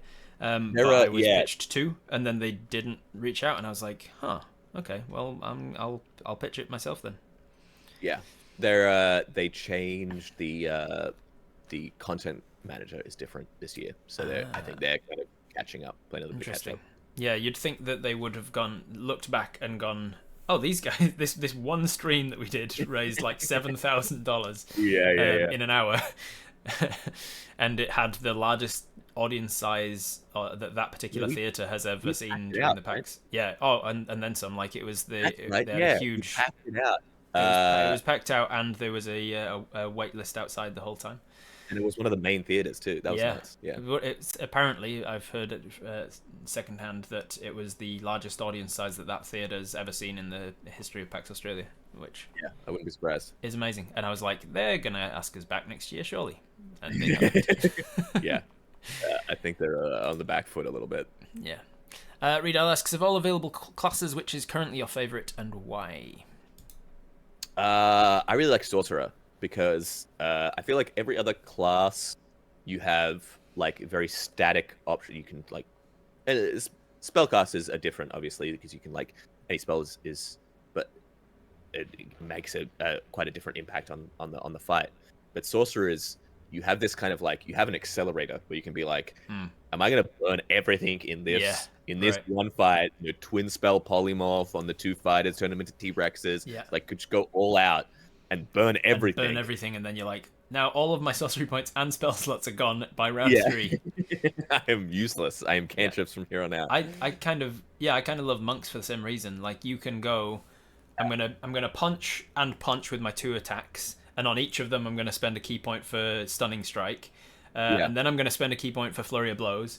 And then with the Tasha's optional rules, you can be like, oh, I missed by 3, so I'm going to spend 2 key points to make sure that turns into a hit. And then I'm going to spend another key point for stunning strike. And you could be like, I blew through 8 key points in one action here, and I'm out of key points for the rest of the fight. So I'm just going to go punch, punch, kick, punch, punch, kick. That's the rest of my I dig that kind of ability to be like, and then like the twin spell and stuff like that, where it's like you can break the rules a bit. And that's kind of what the class identity is about, which is cool. I've always wondered about the limitation rule of not 2 leveled spells in one turn, like unless one's a cantrip, And I was like, it does have a self-limiting, like it kind of feels that same way of like, should you just allow your players to be like, sure, I'm going to cast 2 different spells because it's 2 different spell slots in one turn, and then I'm blowing through my spell slots sooner. But then again, it's like the action economy of a fight scene is obviously it's always better to get your stuff in as early as you can, because then you're reducing the number of enemies that can fight you back. 2 fireballs just like straight off the bat is would like set the tone for a encounter. Like, okay, that's what we're doing. Yep. Anyway, lots of fun different characters. Monk's probably my favorite. Wizards I've always got a soft spot for, because I'm a huge nerd and I enjoy an intelligence based. I've always wanted to play a super high level illusion wizard who gets to like. Yes. I always thought their abilities were so cool. Yeah. Turn their illusion real and all that stuff. The different schools of wizardry all have like serious appeal to me, but like at different levels. Like if I was going to start a campaign at level 11, I'd choose a different school than if I was Yeah. starting from Yeah. level Yeah. 1, because some of the ones are a little bit preloaded and some of them are not, and like I kind of don't want to have to slog all the way through to get in like that good illusion shit at Yeah. level Exactly. 6, 10, whatever it is. Yeah. Last question that came in was from Alkirai saying, "What's your favorite Discworld book?" Ooh, probably Reaper Man. All the death ones are so incredible. The ones that follow. I mean, Hogwarts. I realize Hogfather is a contentious issue, but Yeah, apparently. I really like the character of Death, and all his books are just incredibly like these like reflections on what it is to actually be alive. Nice. Funnily enough. How do you handle death in your games usually? I remember actually one of the best things that happened in the first campaign that I did. It was like the third episode that we did. One of the characters was a wild magic sorcerer, and he rolled a wild magic surge and rolled the fireball one, and fireballed himself, and rolled the damage and failed his saving throw, and just instantly died. Like in the we had spent all this time building these characters and just evaporated. And it was a thing where it was just like it's the rules we're playing. Like he did the massive damage where it was like went past his maximum Yeah, yeah. HP, still super low level. He just died, and it was like, okay, uh, that's we played it exactly by the rules, and you're dead. Since then, I've had like more like uh at the end of the campaign that I play on Monday nights, uh, that we didn't end up actually. It's not because we missed saving a few episodes, which is so frustrating. But so you Oh can't shit. really like do the whole thing anymore. Most of it's there still, and it's a great campaign. It's like they get stranded on an island and have to like figure out and realize that essentially the reason that there's so many like remnants of civilizations on this island is because there's mind flayers who have Oh been right. stranded here. And so every time a civilization builds up, they unearth themselves, kill everyone, and then go back into Right. hibernation. That's cool. And there was this fight at the end, and they were kind of like fighting on the remnants of their ship, and there was this bomb about to go off that would have wiped all of the enemies out. But like the Oh, I think I've seen a clip of this. Yeah, it's so yeah, good. I made a whole video about it, which is that like there was they were fighting on top, and they were like they just had to hold the enemies there for long enough, Mm. and then get out themselves, and the bomb would have gone off and killed everyone. But then the enemies started to like these mind flayer starspawn creatures started to transform, and like bat wings. I described it as like bat wings started to come out, and they're about to fly off in the next round, and everyone had already jumped off except one. Like most people had jumped off except for the druid player who played this like construct druid, which was really cool. That's cool. Like a And transformer. he was just like, I'm gonna run, I'm gonna grapple it, and I'm gonna hold it here. And so I'm not sure if I even made him roll for it, but he was just like he knew what he was Yeah, I knew what he asking, was saying. Yeah. and I knew what he was asking, and so it was just like, yeah, all right, you hold this thing here, and the rest of the players played it perfectly. They were like they wouldn't have seen what he was Yeah. doing, and so they turn around. They're like, where is he? And then the whole ship explodes, and yeah, and they found his like helmet thing at the Yeah. end. It was awesome. It was such a Awesome good. stuff. Yeah, Yeah. I think it's always an interesting one because I think in a game of fantasy and magic and stuff, death doesn't have to be the end, but at the same Yeah. time, you don't want to cheapen a death because you don't want to lose out on that moment by then going, oh, you bring him back to life again with magic, resurrection, Yeah. 300 gold. um, Yeah. so yeah, it's always an interesting balancing act, and I think the way that I tend to go is like if somebody dies, I'll obviously have out of character conversations with that player and be like, what do you want to happen? Like, do you want that to be the end? Do Yeah. you want to play another character? You want to have that a nice send off? Do you want to have some moment of like saying goodbye to this character and then have it be the end? In which case we might do like a one shot of them moving on, their soul moving on, they're passing on or whatever, and then you can say goodbye to you can feel that they can say goodbye rather than it just being a random thing that happened in the middle of a random encounter and they happen to die or whatever. Do you want to come back as a different character but kind of still have the same sort of character, in which case maybe we cast Reincarnate on you and you come back as a different body and whatever. So like I'll always have that conversation, but then I'll try and make it story sense. I'll give them an option to come back if they want to, but it won't just be as easy as casting a spell. It'll be like a whole ritual they have to go through, or it'll be like a side quest that their surviving characters have to go through, and or they'll have to go into the afterlife and grab their soul back, Greek style from Hades or whatever, you know. So I have a thing where like resurrection spells, because I don't have a gold in my games because it's just like a hassle with bookkeeping and stuff. Right. So and the balance, the mechanical balance with that is that most resurrection spells cost a huge amount of gold. So I just say, if you're going to cast Revivify or whatever the spell it is, it's like you have to sacrifice something. Yeah. And it's up to the player what they do. And I've had players sacrifice mechanical things. I've had one player be like, I'm giving up all the memories of my family because like, damn, this person is my family, and that's all that matters. It was a beautiful moment. Ooh, jeez. But yeah, like letting the players be like, decide how important this is to them. Yeah, that's cool. Man, heavy stuff. I love it. Man, I love D&D.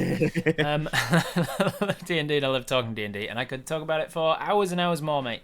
But we have gone over time already, so we'll leave it there. Where can people find you if they've liked the way that you've rambled so far and they want to hear more of your rambles? Unfortunate for them. Bad taste, huh? No accounting for it. Zac Speaks Giant on all the things. ZAC. It is. I'm on YouTube where I share very silly stories. I Speak Giant is the podcast. I would recommend starting with the newer campaigns. They're a really good time. And on Twitch, I stream most Mondays and most Tuesdays. It's not very consistent. We know how but life they're a good is. time. Life gets if you jump into the Discord, I've got my Discord link there. I notify people when I'm going live. I'm also like trying to do that whole like thing now that I have time on my hands to actually like engage with people, chat with people. I'm very excited. Onto things, you know. And if you hear from Zac's community, I'm Robert Hartley, GM, full-time Dungeon Master, TTRPG player. I do this sort of thing for a living. So you can find me over all over the internet at Robert Hartley, GM. Robert Hartley, Hartley. So thanks for joining us. I see a blink dog over there. We better get back to it. The short rest is over. Get the butterfly net back out. Chase it down. Realize that that's the teleporting leash. Yeah, realise that that's a terrible thing to catch a blink dog with. And butterfly nets. And as we run off with these extra-dimensional butterfly nets, we will leave it there. Thank you for joining us, everybody. Do you have anyone in particular that you would like to raid?